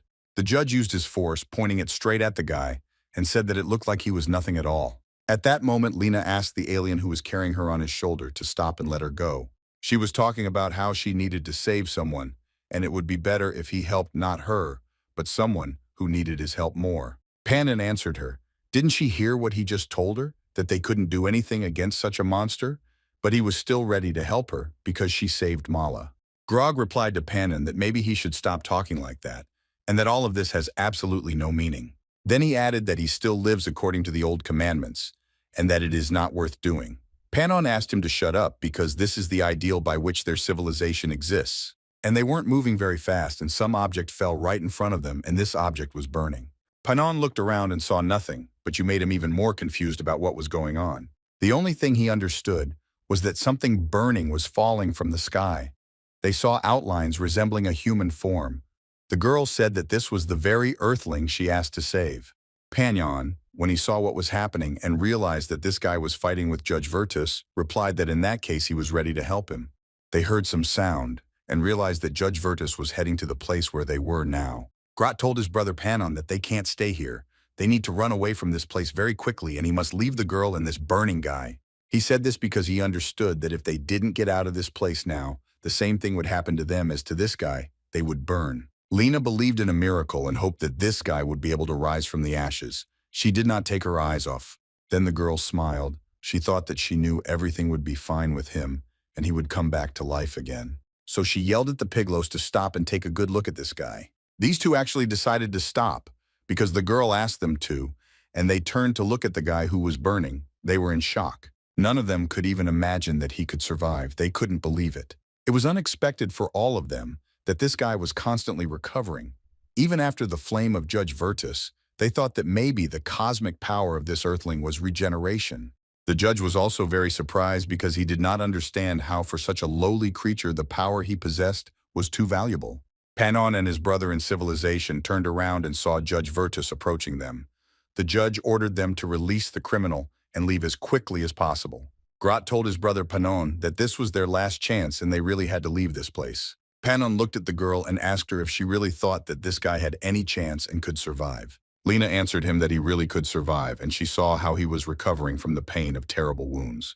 Panon, when he heard these words, was a little surprised, but he said that then they need to immediately take him to the registration office of this planet. If he becomes a real fighter, the judge will not be able to touch him with a finger. Panon turned to his brother in civilization, but he was against it. He asked them to leave as the judge demanded.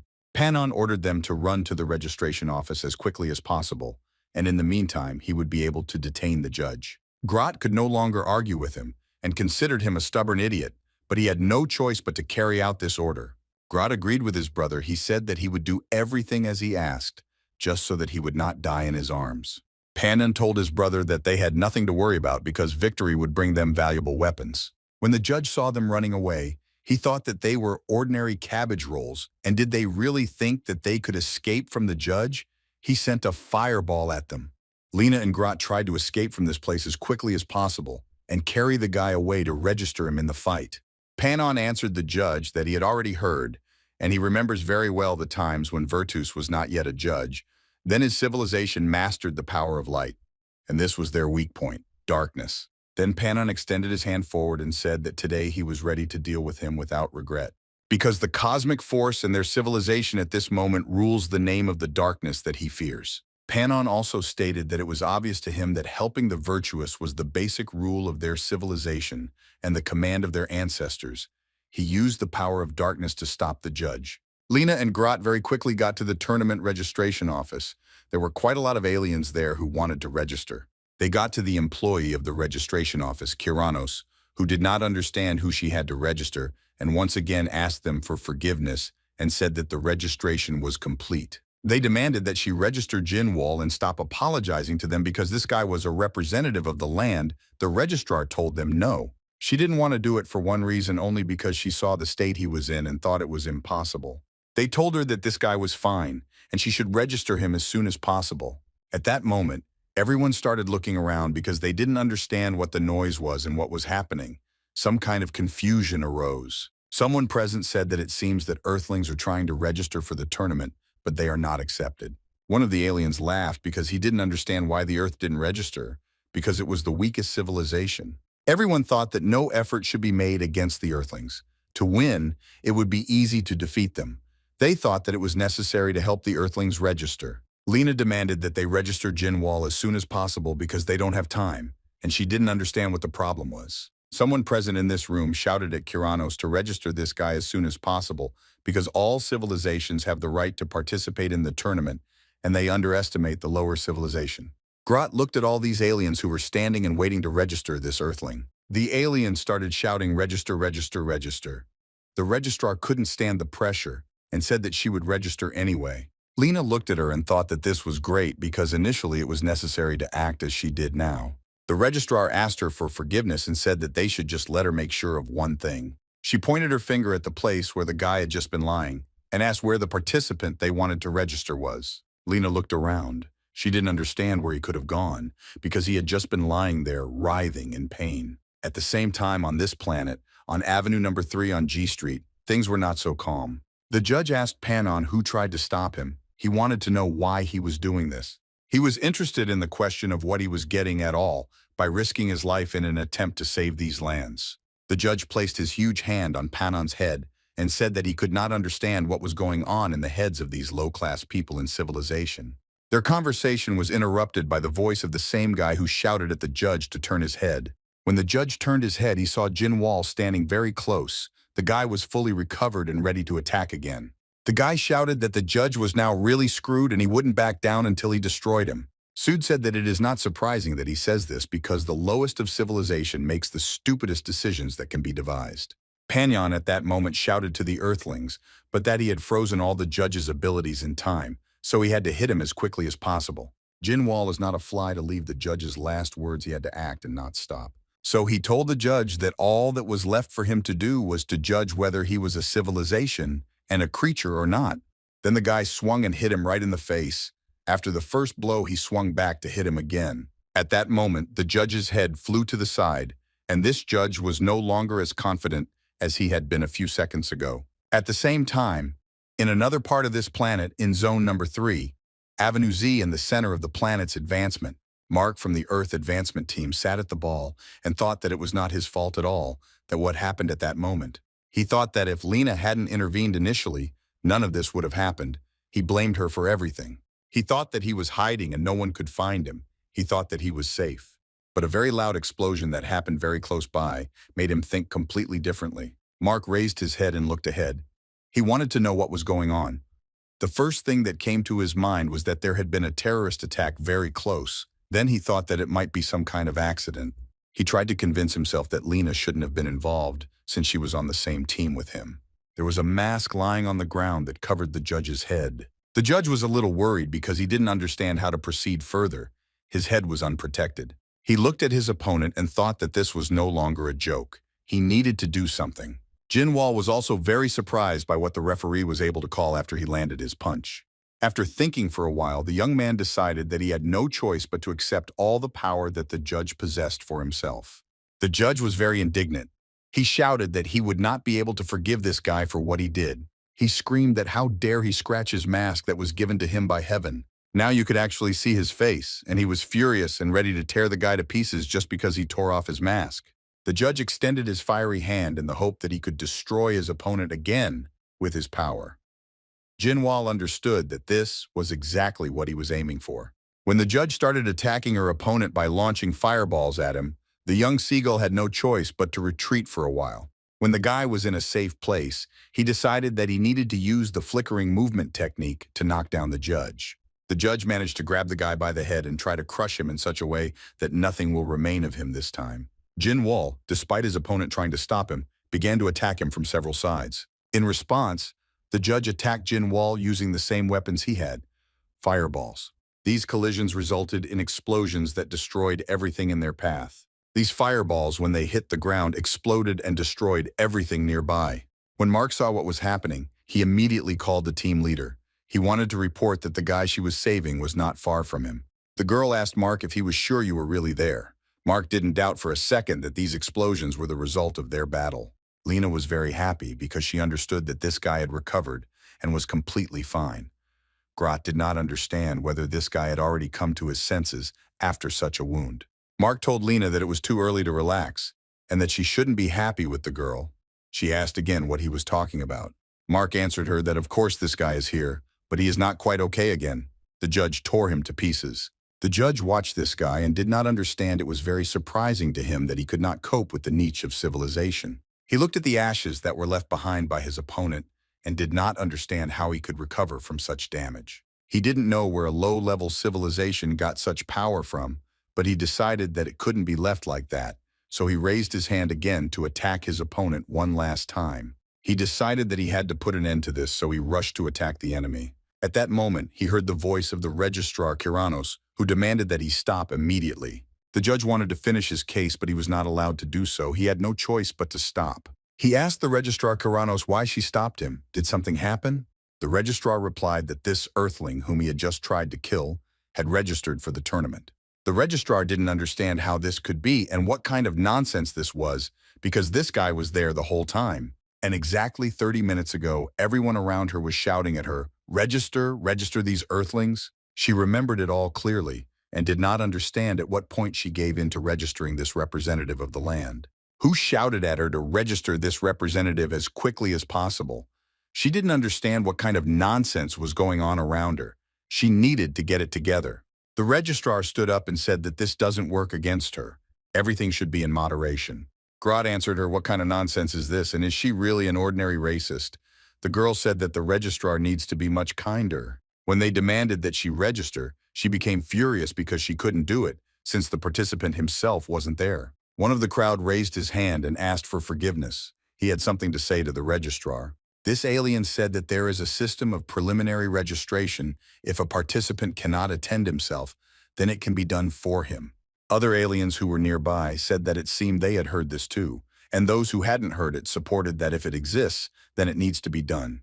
The registrar thought, of course, they didn't know about it because the lower civilization doesn't even need to know about it. The registrar thought that if she took advantage of the opportunity correctly, everything would not turn out so bad. So she agreed to what everyone demanded from her. She told them okay, and she will pre-register the participant without his presence. The registrar took out the forms, put them on the table, and put her hand on top. She told Lena that if she filled out the papers by hand, she would be able to register them. Otherwise, the registrar said if they do not fill in manually, then they can leave Lena Hall in the hands of these papers. Grot, when he saw these papers, he shouted to everyone to stop. He didn't understand what it all meant. After all, these documents were written in a language higher than civilization, and only higher civilizations could understand them because they used this language. So he asked how they would have to understand and fill out these documents. The registrar answered them that she did not know this, but she was very sorry. Grot was very indignant because she said that she didn't know. He demanded that she give them papers in normal language for registration. The girl replied that she didn't have any other papers. The registrar also said that this system was created to register higher civilizations. And it is logical for her that the documents will be drawn up in their languages, the language of higher civilizations. Someone from the crowd watching all this did not understand why there was such a rush to register. This opinion was supported by others because it was possible to wait until the participant came himself. Lena took a pen into her hands and began to fill out the papers that the registrar gave her. Everyone looked at the girl. They didn't understand whether she could really read the language of a higher civilization, let alone write. Lena, having read what was written there, began to answer these questions. She needed to register a representative of her planet as quickly as possible. Grot looked at the girl. He was very surprised. He asked her if she really knew this language. The registrar at that moment was simply in shock. She did not expect that the girl could know the language of a higher civilization. She screamed no, and she vomited one of Lakoff's from the girl and decided to read it herself. She didn't believe that it could be, and she thought that she was lying. She read and thought only about one thing, that a lower civilization cannot know this language because everything was calculated for this. But to her surprise, Lena knew the language and filled out the questionnaire perfectly. All those who found it did not understand where this representative of a niche race got the ability to read and write from. The registrar thought that it would be difficult for us to even recognize ordinary symbols on the earth. And in this case, she did not understand what was happening for the niche civilization, and this is on the verge of the impossible. The judge stopped, and after hearing this whole story, he thought that maybe someone was helping them. This couldn't be. It seemed to him that behind these earthlings there was someone who gave all the orders only for this. And the worst thing is that she wrote it herself, filled out this questionnaire herself. She recognized the difference between the symbols and filled out millions of words and phrases. Even if she had memorized it, it would still have been difficult for her to understand the meaning. So it turns out that she remembered not only the words, but also the structure of the sentences. This was incredible because even for the civilization to which the registrar belonged, it would have been necessary to pay. The only thing she understood was that assistance was not prohibited by law, so she simply could not cancel the registration. The judge thought that she could at least just suspend this registration, but if she didn't do it, he understood everything, and now he needs to think about it. The judge understood that the land had not found anyone who was willing to risk his life for them. He also understood that they had not found an assistant who would secretly teach them the language of a higher civilization. He had the impression that the universe itself was asking for this guy to be saved. The judge decided he had to accept it, and he was willing to close his eyes for once. But it was time to put an end to the little tricks. The judge extended his hand, and Mark watched all this and called the team leader. He reported by phone that the judge took Jin Wall and some other boy. Then he disappeared. Lena was simply outraged that it meant that Grot had disappeared. He was also outraged because Mark called his brother a non-Nick. The registrar asked everyone present to be quieter. Nothing depended on her anymore. And then she added that they shouldn't scream, but that these guys were simply transferred to the recovery room. Lena thought it was very strange, but despite everything, she thanked them for what they did now. They had to get out of there as quickly as possible. A week later in the recovery room, Mark and Lena stood near the capsule where Jin Wall was located. Mark looked at the guy. He was scared. He asked his leader if she still believed in this guy. And does she really think that this guy will be able to participate in the tournament for their civilization? The girl answered that he shouldn't worry. He will feel better soon. Someone from behind overheard their conversation. He intervened and said that he hadn't heard anything like that for a long time. When they turned around, they saw the commander of the Earth team, Clarice Eve, along with his guards. He thought that in his opinion, this guy was on the verge of his life. The team leader turned to the girl and said that he felt he had put too much pressure on her. And then he added that he would continue with the originally planned opponent for the match in 2 days. The girl asked the commander not to rush and just give her a little more time. The commander told the girl that it was enough to succumb to the influence of this swindler. A young man ran after the commander. As he approached, he pushed off the ground with all his might to make a jump. He actually succeeded and jumped so high that he jumped over the commander himself and landed in front of him. Landing in front of the commander, he lowered his head and knelt down. This guy told everyone that they should trust him. He can solve all their problems. Then he introduced himself and said that he was the strongest fighter and his name was Marcel Blade. He was a representative of the Earth. The girl could not stand all these situations. She turned to the capsule and began to hit it with her fists. She demanded that Jin Wall come to her senses. The captain came closer to her, put his hand on her shoulder, and told her not to worry. He said that now Marcel is the strongest Earthling, and he personally chose him, so they have a chance. And also his suit is the pinnacle of knowledge accumulated by humanity. The captain also added that after this competition, no civilization would dare to look down on Earthlings. One of the civilizations that participated in this tournament was the civilization of the Visors. It occupied 10,320th place in the civilization rating. Their home planet was made up of extremely hard rock, lava, and poisonous gas erupted from all sides, making it the planet commonly referred to as Adam. The Vizier civilization is a civilization that has developed its bodies to survive in this hell. And this time, the enemy of the Earthlings was Crocs Jaybrick. He was famous for his innate physical abilities. Lena stood in front of the screen and said that they need to pay attention to the fact that he has quite good physical abilities, and they said that this is all good. This is enough. Put out another cigarette. The captain's assistant said that their enemy is a first-level civilization, and it is the same as Earthlings. He stopped her because he thought that the lady from the center had given a sufficient explanation. This old man picked his nose with his finger and started saying that they should leave the rest to him, and she can come back. This was the coach of the martial arts team of the championship of this planet, Marshall Steele. He explained that she had friction with the aliens and the center was completely destroyed, and he didn't say it exactly because she had no time to return. He should have been more careful in his expressions. At that moment, the notification system lit up, indicating that there would be some kind of announcement. It was indeed said that the fighters who will participate in the next match should go to the waiting area. The coach stood up and started to stretch his arms. He said that they should go out into the arena first. Lena told everyone to wait a minute, but no one wanted to listen to her. Everyone turned around and started to leave. The girl tried to explain to them that the strategy she was trying to develop was very important for this match. The coach turned around, raised his hand, made her stop, and told her that that was enough. No one wanted to listen to her. He also told her that nothing more was required of her and that she just needed to enjoy the game. She didn't understand. She demanded to be heard. But no one wanted to hear her.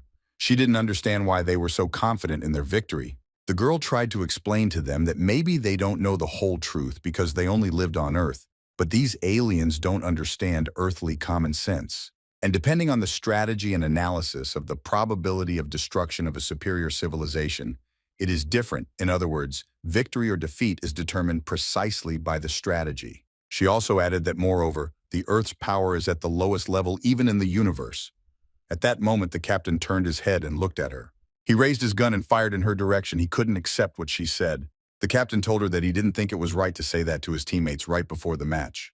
And then I added that she apparently spends too much time in space and doesn't understand at all how to talk to Earthlings. And also, most likely, she ignores Earthlings too often. The trainer was a little scared. He didn't even expect that this old man would really be able to take and shoot. At that moment, he told her that they had not spent 100 years on the Earth for this competition, but they had also spent an incredible budget and a lot of manpower. Marcel looked at the girl and asked her again. Now everything is clear to her why he is considered the strongest on Earth. After which he put the helmet on his head, and he was ready to enter the arena for the fight. He looked at the girl again and told her to trust this body that he has. Then he turned around and went into the waiting room and asked her to please support him when he was in the arena. Then he laughed very loudly, but the girl remained standing in place. She understood that this could be a loss. At that moment, the announcer who was making the announcement told all the respected spectators that they had been waiting for this fight for a long time. Then he added that they were starting and would start with the match of the 8th preliminary round. Mark sat in front of the TV and watched everything that was happening. Besides watching, he also ate and thought about when his team leader would come. In fact, the thoughts were materialized, and the next moment he saw her hand on his products. She took what he was eating and asked if it was edible at all. Mark turned his head and was glad that she had come. Mark immediately told her that he accidentally met several people who said that they were not her acquaintances. She did not understand who they were talking about. Well, then she saw that it was Grot, his brother. They were waiting for her together with Mark. When the girl saw them, she asked if they were following her, to which they replied that they had met by chance. Absolutely by chance. Grot looked at the girl and said, "Isn't their team unlucky with draws?" And then he added that this opponent is practically a free win for a guy like they registered. The two who came to support them did not understand what kind of reaction the Earthlings were having. When they turned their heads and looked at the screen, the announcer said to greet the fighter who would represent the Earth. He said that the civilization rating is 12,700th at the very bottom of the list, and there is no more retreat. It was a representative of the Earthlings. His name was Marcel Blade. Grot, when he saw all this on the screen and heard, he was also confused. He did not understand where the guy they registered had gone. He couldn't hold back and started yelling at the girl who this guy was. Was he a representative of their planet? His brother at that moment said that it was worse that the psycho had not yet come out of the recovery capsule. The girl asked how it was. Then he told her that they probably don't know what it's like to be in this capsule. Lena assumed, but now she spoke out that in her is a force suppressor. Precisely from this, he cannot get out of this capsule. He answered her that this is exactly how it was when he was in this capsule. They attached a force suppressor to his wrist, and he had it the whole time until he left the recovery capsule. Depending on the creature, the location and form of suppression may differ, but that person definitely has the device. He said that she should remember and think carefully, no length of his body, anything suspicious. The girl thought about what suspicious she saw on his body. She thought that now that she knew the truth about it, it seemed to her that he had something on his neck. Mark continued to eat. He asked everyone what a force suppressor is and how it works. The girl answered that it is a dress that suppresses cosmic force. From the name, everything should be clear. She also added that some abilities can easily take life with their short-term use. Civilizations possessing cosmic power are obliged to use under pressure on other planets. In addition, it is assumed that the fighter's equipment should never be worn outside of arena. Then Mark asked them again if the fighting skills he uses are not martial arts, or if they are something similar to martial arts. The girl answered him that she assumes that this is a cosmic force and super recovery is a rare ability, although it is well known. However, the various abilities of the Earthlings of the past that Jin Wall told her about are too diverse to be classified as cosmic powers. She didn't understand that this was supposed to happen on Earth until this guy was sealed. While she was thinking, the announcer's voice sounded and said that now he needed to introduce the next fighter. The announcer said that this is a species that survived in one of the worst ecosystems in this vast universe. He said that the civilization rating is 10,320th, and this is a representative of the Vizirov civilization.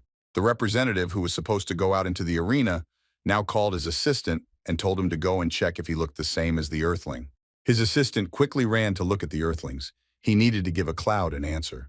When he came running and looked, he told your representative that because of the mask, it was hard to tell what this Earthling looked like, but he thought he looked like all Earthlings were very similar in their build. He stepped forward and said that he had heard that this Earthling would definitely be a representative of the Earth. Then he asked his assistant again, "So this is the same guy who arranged the explosions here?" "That's exactly it." The audience was so excited they were waiting for Crocs to come out, so they kept shouting his name. They couldn't calm down.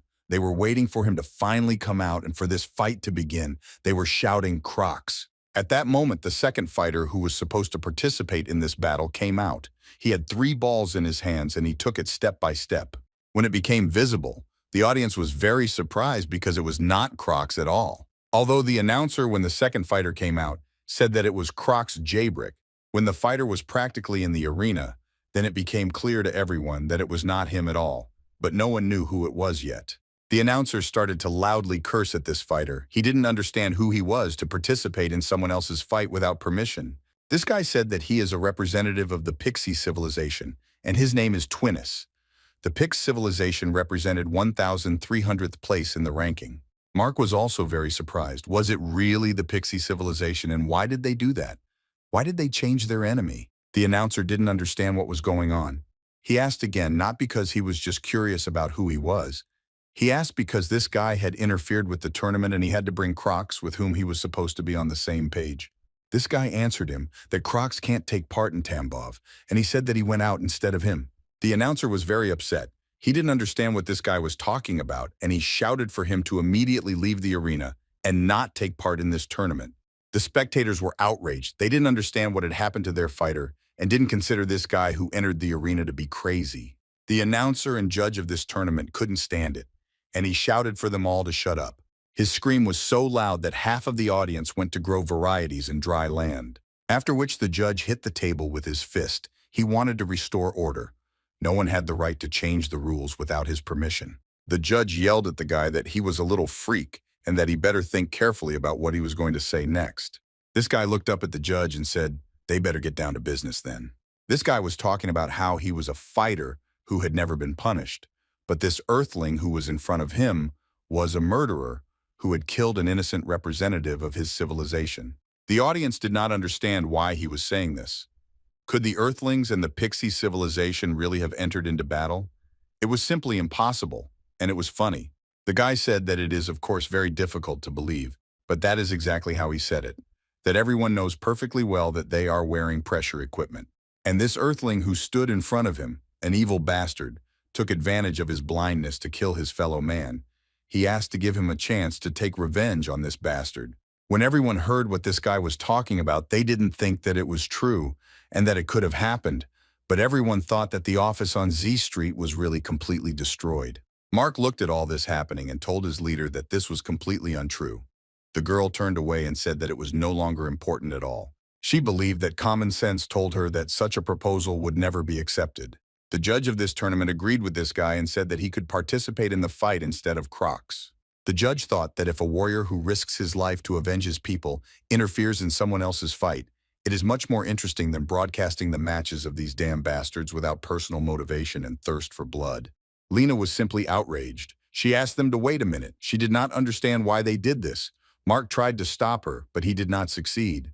The judge heard someone asking him to wait a minute, and he decided to listen to them. Someone from the civilization that Crocs represented asked what would happen to their civilization then. At that moment, someone threw a round object at the alien and his head flew into pieces. Mark asked the girl to put her hand down because the same thing could happen to her the next moment if she asked a question. The announcer and the judge said that he understands everything. The beginning of this fight has been dragging on for too long, so he demands that this fight finally begin. He said that he would like to introduce a fighter who, at his personal discretion, will act in place of the civilization. Visor representative of the Earthlings did not understand what was wrong with his head and what was happening to him in general.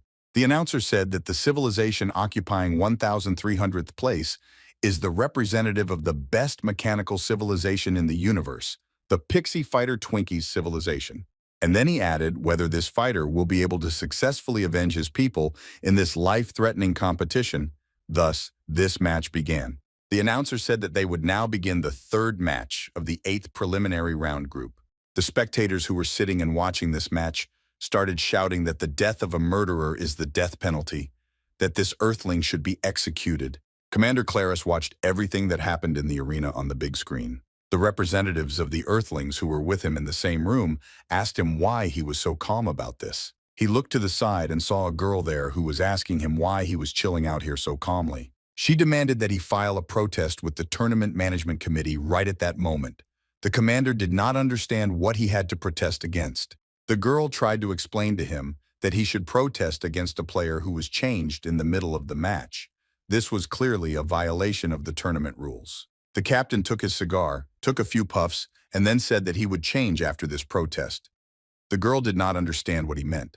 In fact, the referee had just continued the match, and it was almost impossible to stop it. This match was continued by one of the 6 gods of Selenium. It was the host of the tournament of the 3rd district, and his name was Sapien Leviathan. The captain told the girl that it was impossible because no one could stop God's decision.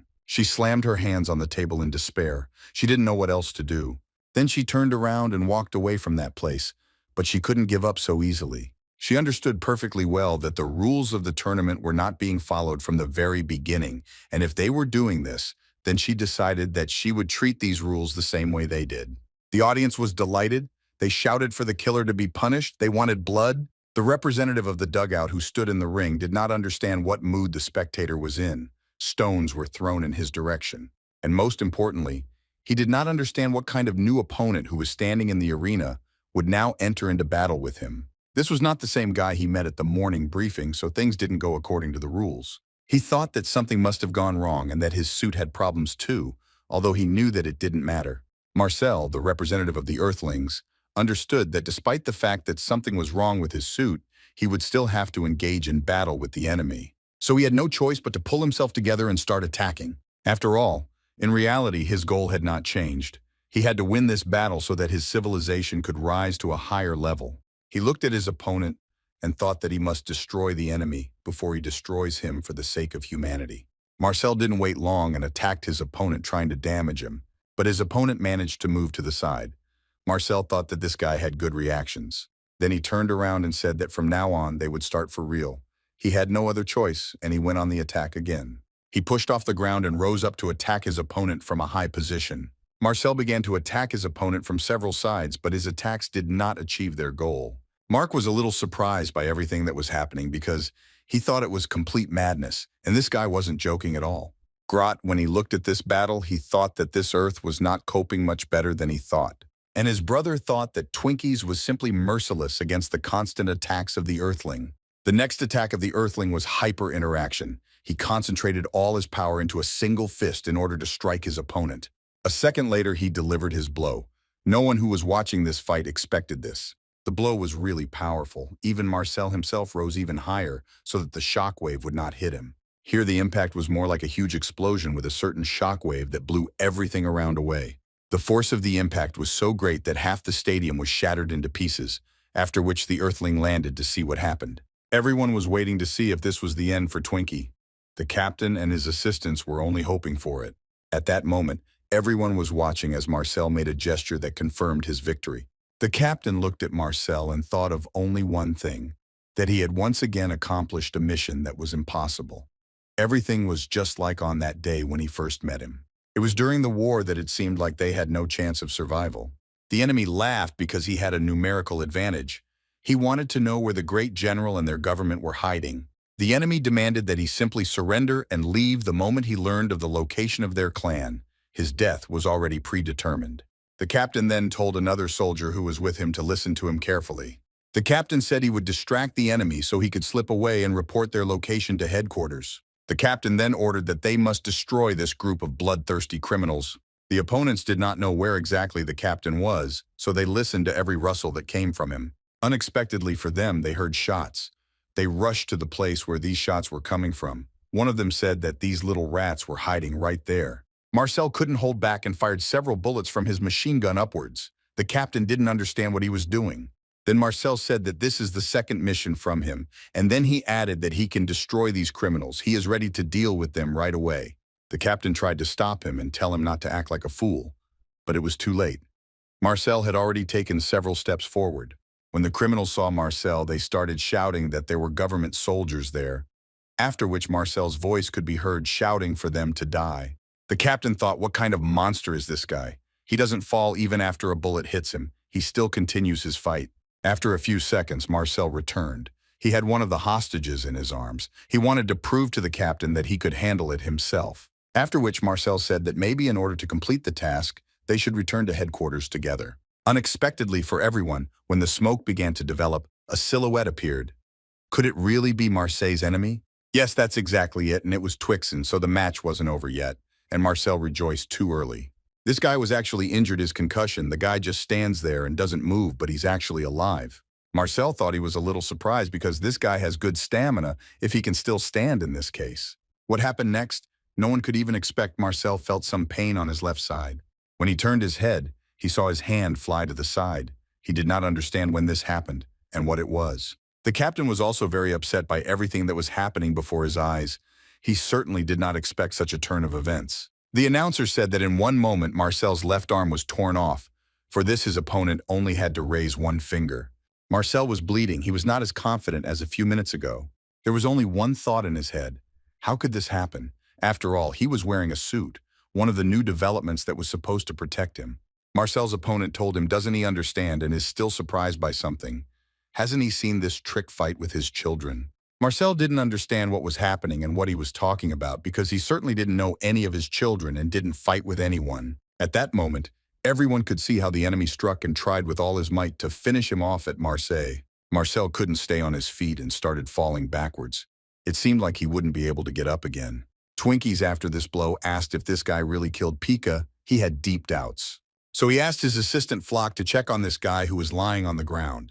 Flock, who couldn't get close, tried to look at Marcel from afar, after which he shouted to his master that no, this is not that guy, this is a completely different one. Twinkies took a few steps forward and said that this is exactly what he knew. Such a weakling could not kill their Pika. And then he added that neither Pick nor Flock could have suffered from such a moron who was now lying in the arena. Twinkies approached Marcel to tell him to answer him just one question. Where is the real Earthling here who was able to harm the representatives of his civilization? The announcer was delighted that Twinkies was tearing off Marcel's leg at that moment. He said that Marcel Kurshi Ka could not survive the pain because the captain was so attached to him. The announcer said that it looked like it would be impossible to change the situation. It was a complete loss for the Earthlings. And in fact, it didn't look like a match anymore. It looked like a real war with torture. Twinkies, he did not stop, and every minute mocked the representative of the Earthlings, causing him damage. He held out and started screaming for you, the alien bastard, to calm down and not kill their representative. The coach shouted to Marcel that the match was already over. He just needed to say that he was giving up, and then he would stay alive.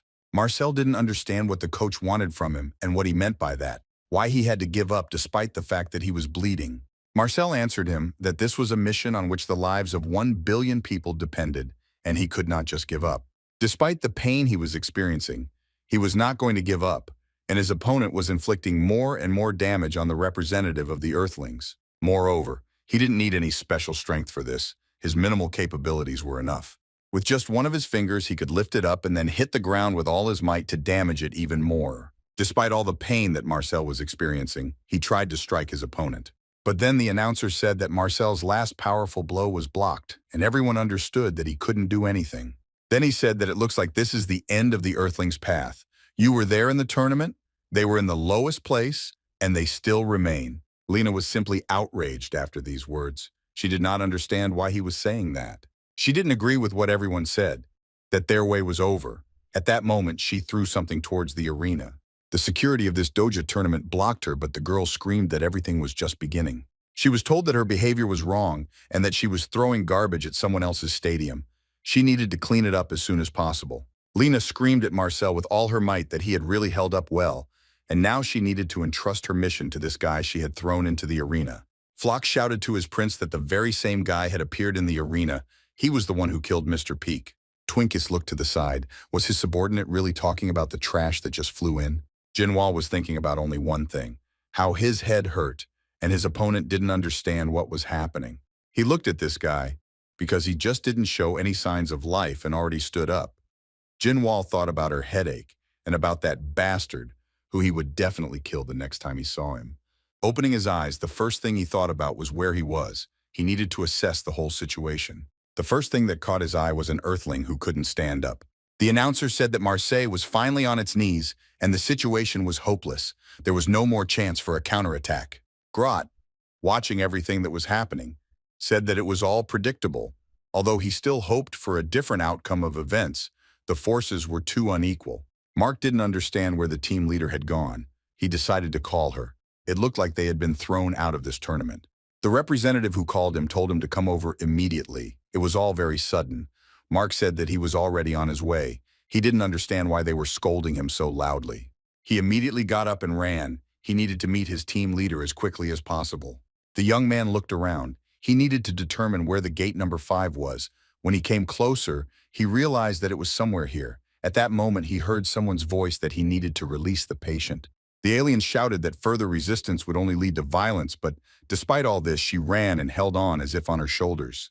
Lena ordered her assistant to stop these aliens as quickly as possible because they don't have any time at all. Mark, when he saw all this, ran faster than his team leader. The girl shouted at him to stop. She didn't understand where he was going because she ordered him to stop these aliens. Mark told her that he had no idea how he was supposed to stop something like that.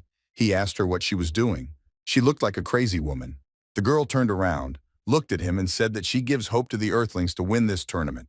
Mark looked at this guy who was hanging upside down with his tongue hanging out and asked her that she was probably making fun of him. Lena said that she doesn't want to waste her energy and will explain everything later. But for now, he needs to do what she asks. He had to hold off these aliens for at least a little while so she could get to the place. At that moment, she hit Mark right in the face. He couldn't hold on and fell. These two started shouting that a patient had appeared.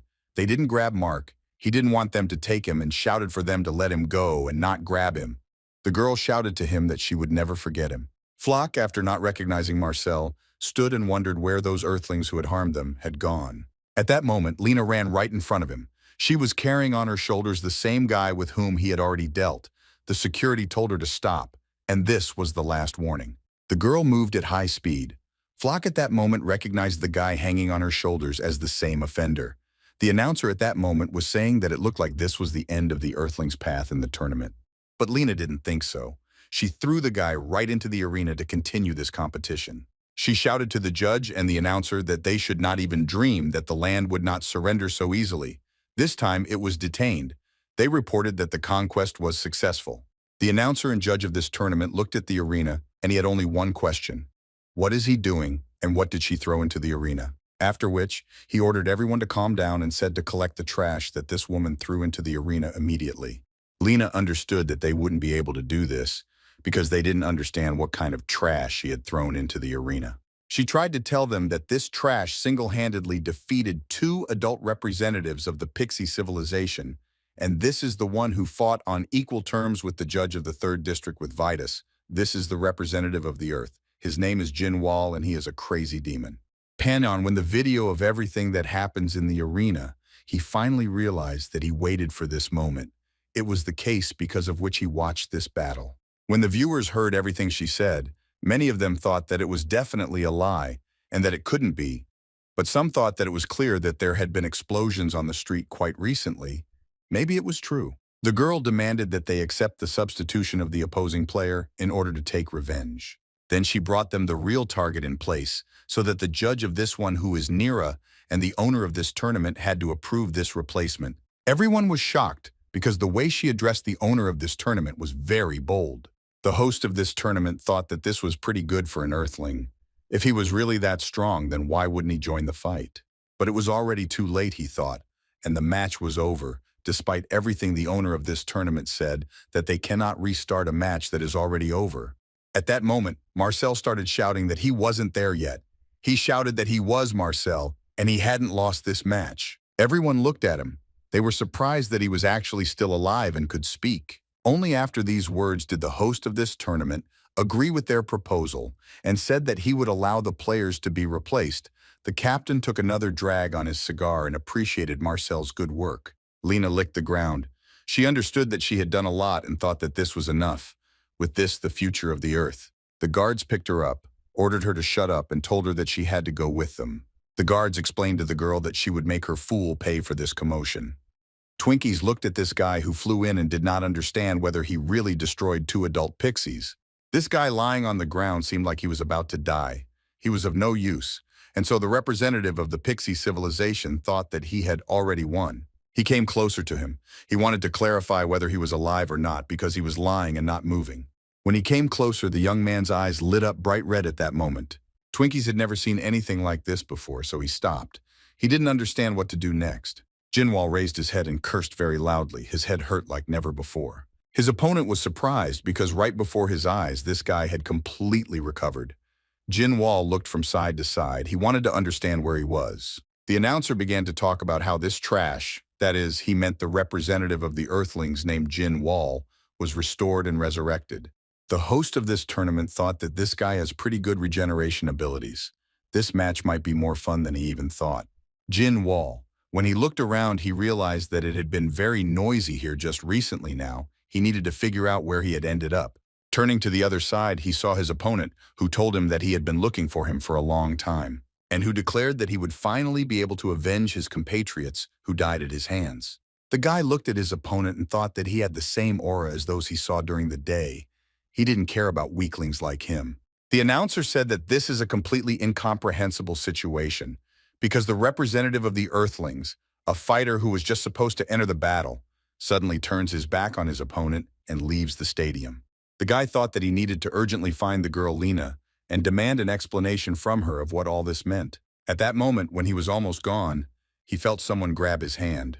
Jin Wall turned to look at his opponent and said that it was really unpleasant, but he has no dealings with weaklings. After which, he felt how his opponent lifted him up and held him there. Jin Wall looked questioningly at his opponent. Did he really think he didn't understand that he could do the same as his representatives? On the other hand, he thought if this guy doesn't understand ordinary speech, then he tried his best to be condescending, after which he swung to hurt him. And the first thing he did was hit him on the head so that it was all round. After this blow, Jin Wall felt that something was wrong with him and he couldn't hit with full force. He looked at his hand, which was almost destroyed, and realized that he had suspicions that something had happened to him. His opponent was with us, only he shouted that the guy killed his friends and most likely he decided to mock their entire civilization. Then he started shouting that such a lowly race to which he belongs is more like worms than a civilization at all. Twinkies grabbed the guy, threw him over his shoulder, and slammed him into the ground with all his might. Everything that happened made Jin Wall very angry, but he was not going to give up. So he jumped over this guy's head and stood right in front of him, ready for the next attack. Well, when he looked at his hand, he thought that this cripple was doing something to his body, and he couldn't use any other martial arts except the art of the immortal god. So he shouldn't despair. He decided that he had what he had, and at that moment his opponent struck with a giant fist. Then the guy decided that they should fight in the old manner. He wanted to impose his own course of action on him. Twinkies, after this blow, split his opponent in half, so that one half was on top and the other somewhere below. Jin Wall. When he got up, he told his opponent that someone from an insignificant race could really do what he does. After which he took his finger and pierced his eye. Blood spurted out in all directions. Despite the fact that his body was split in half, the guy was unable to inflict damage on his opponent and gouge out his eyes so that he could not see anything. His opponent was screaming very loudly, so he stuck his finger in his mouth and pulled his tongue. The opponent tried with all his might to bite off his finger, and he helped him with this by hitting him on the jaw from below with his fist. Jin Wall ordered his opponent to eat it immediately and forced him to swallow it. At that moment, Twinkies slammed his opponent with all his might, so that it seemed that only blood splashes remained from him. There was nothing left on the stage except the guy's lower half. There was only a pool of blood. The owner of this tournament said that Twinkies really has incredible strength, and he was able to destroy his opponent. He literally tore his upper body into pieces. Twinkies felt a wild pain, he shouted to his opponent, not understanding what he was fed. He told the guy that as soon as he recovers, he will destroy him again, to which he heard an objection. Then the guy said that he had another gift for such an opponent, and this gift was his hands that were coming out of his mouth. Jin Wall told his opponent not to rush and wait a bit because there's more to come. Twinkies felt a wild pain and felt that his body was simply being torn into many pieces. He lowered his head and saw that the guy had almost recovered. He extended his hand to him. The announcer began to shout very loudly that the upper part of the body of the Earthling representative Jin Wall was completely destroyed. He was wondering if regeneration could help a representative of Earthlings in such a state. His doubts disappeared literally in a few seconds. He screamed that this couldn't be happening. Hands started to appear from Twinkie's mouth. He made an assumption that this was really an Earthling. Jin Wall used the energy generated during regeneration to launch an attack. In other words, he used a biological bomb. However, Twinkies dislocated his lower jaw to escape the deadly attack. Grot, who was watching everything that was happening in the arena, said that he didn't even know that regeneration abilities could also be used for attacks. Everyone watched with bated breath what was happening in the arena. They understood that if Jin Wall made one or two such attacks, in this match, the Earth will not be able to turn the outcome of events in their favor. His ability to fight, unfortunately for the Earthlings, this attack was their only chance of victory. They looked and understood that Twinkies would not give them such an opportunity again, and that in this case the Earthlings would have zero chance of winning. Grot turned his head and saw that one of the aliens sat down next to them. She asked him why he sat down, and the alien answered that you can't be so mean. And then he added that he was pleased to meet you. He is an ordinary galactic journalist. His name is Akraman, and he is from the Inferior civilization. This journalist added that he became interested in their brother after he was able to defeat Agni. And what's more, he said that he knew that he blocked the attack from the invincible Virtus. They didn't understand where he found out about it. Panin looked at the journalist and said that very few people know that he was involved in that fight. And what did the journalist answer him? He already said that he is a journalist and he has his own methods. Then Panion asked the journalist why he thinks that the chances of Earth winning are zero, because their fighter fought with Judge Virtus and showed what he is capable of. The journalist replied that even if the judge used only 1% of his strength, it is incredible that the boy survived.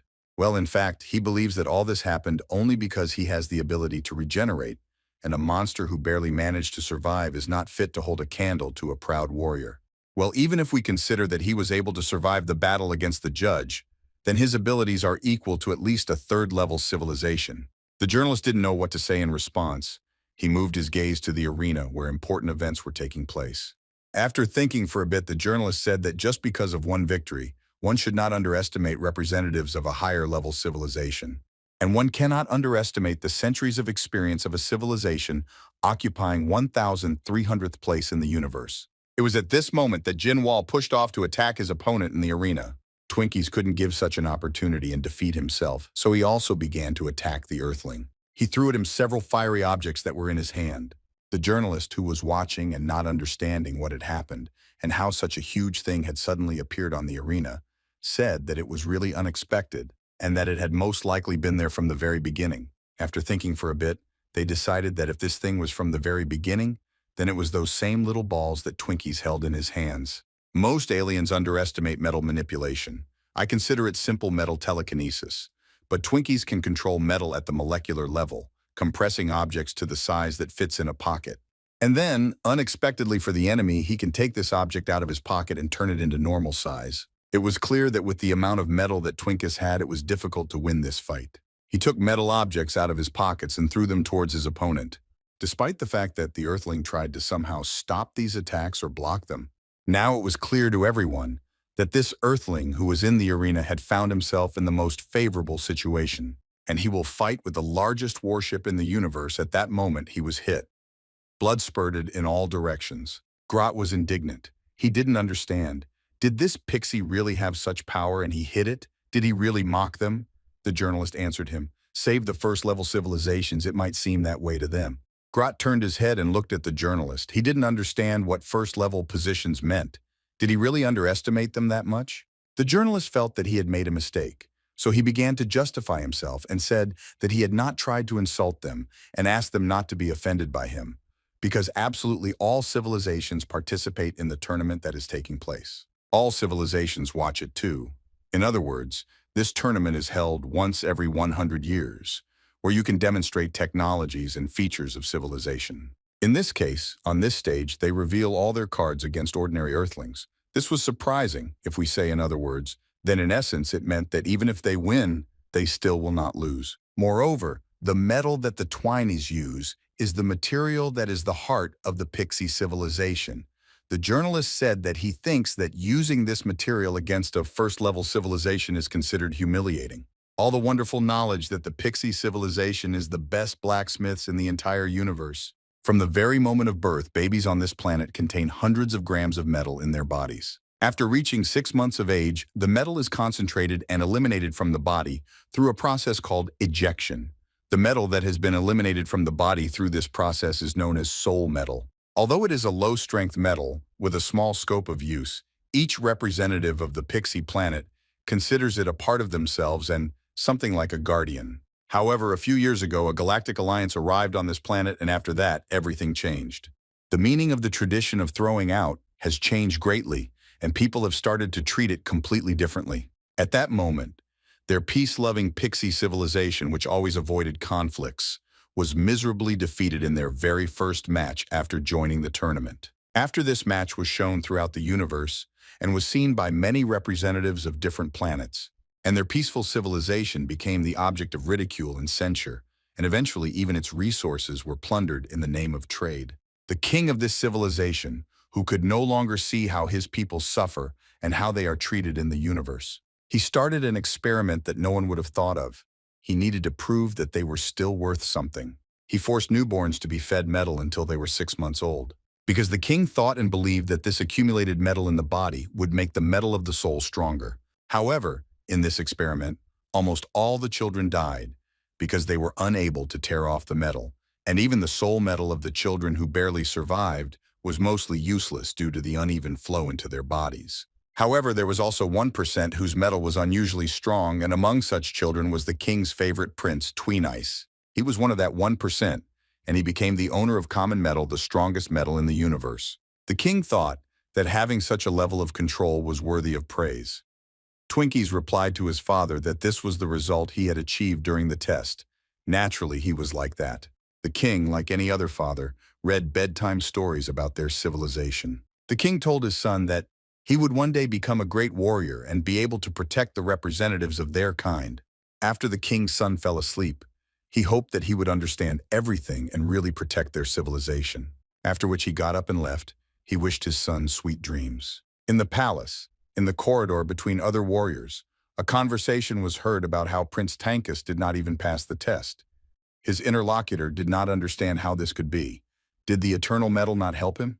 Everyone thought that the king probably took him from someone else and just gave him to the prince, but they thought that was too much, and they were risking their lives for him. One of these guards said maybe he should be reborn as the next prince too. Twinkies opened the door to his room and heard this conversation. The prince jumped out and ran. He thought that this couldn't be. He needed some kind of evidence. So he ran to get this evidence because they say that the metal formed during growth is the same as the metal of the test. However, what he saw, I really liked him because this metal was of terrible quality. The components of the metal he held in his hands were completely different. Then he thought, to whom did the eternal metal he was using belong? A few days later, he held in his hands a photograph of a baby and eternal metal. It was a photograph of the family of the grandfather's assistant. At that moment, everything became clear to him. He finally figured out the truth about the eternal metal. Now he needed to figure out how to feel about it. At that moment, he heard someone's voice calling him. The prince still didn't know how to react, but he was very scared. He turned around and started screaming that he hadn't stolen it, and he didn't really know what was going on. At that moment, a strong energy came from his hand. This energy was so strong that it was able to break a cup and saucer in the opposite corner of this room. Twinkies then lowered his hand and sat down on the floor. He didn't want this to happen. He looked at his father's assistant and said that he didn't even think about using his power because his assistant was injured. The prince immediately started running and shouted that he would call a doctor now. The assistant tried to stop the prince. He told him to wait because he wanted to tell him something. The prince did not want to listen to him. He said that he would be able to listen to him much later. The assistant stopped him and told him to listen to him immediately. It was then that the assistant told the prince that his grandson had died from side effects shortly after the metal was released, and that around the same time he had heard the news of his birth from his old friend the king, and had given him the eternal metal. The assistant then added that whatever the truth, the ability to control this eternal metal is the result of all the hard work he has done. Moreover, His Highness will definitely be able to save their kingdom, and will be able to ensure that their civilization continues to live. After this conversation, the prince went to get a doctor. The doctor did come, but the assistant had already left this world.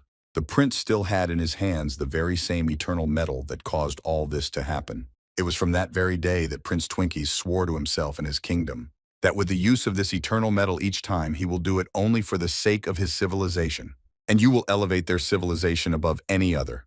That was his goal. At that moment, the announcer commented on everything that was happening in the arena and said that Jin Wall was moving. It was simply impossible. When Twinkies heard this, he stopped and turned his head. Then he thought, how could this be? But he actually saw his opponent moving. I don't understand what's going on. He stopped. Twinkies thought that even he, a representative of a third-level civilization, had almost used up all his strength. And you, this earthling who is a representative of a first-level civilization, still has energy and can move. It seemed impossible to him, but in fact the earthling was not going to give up.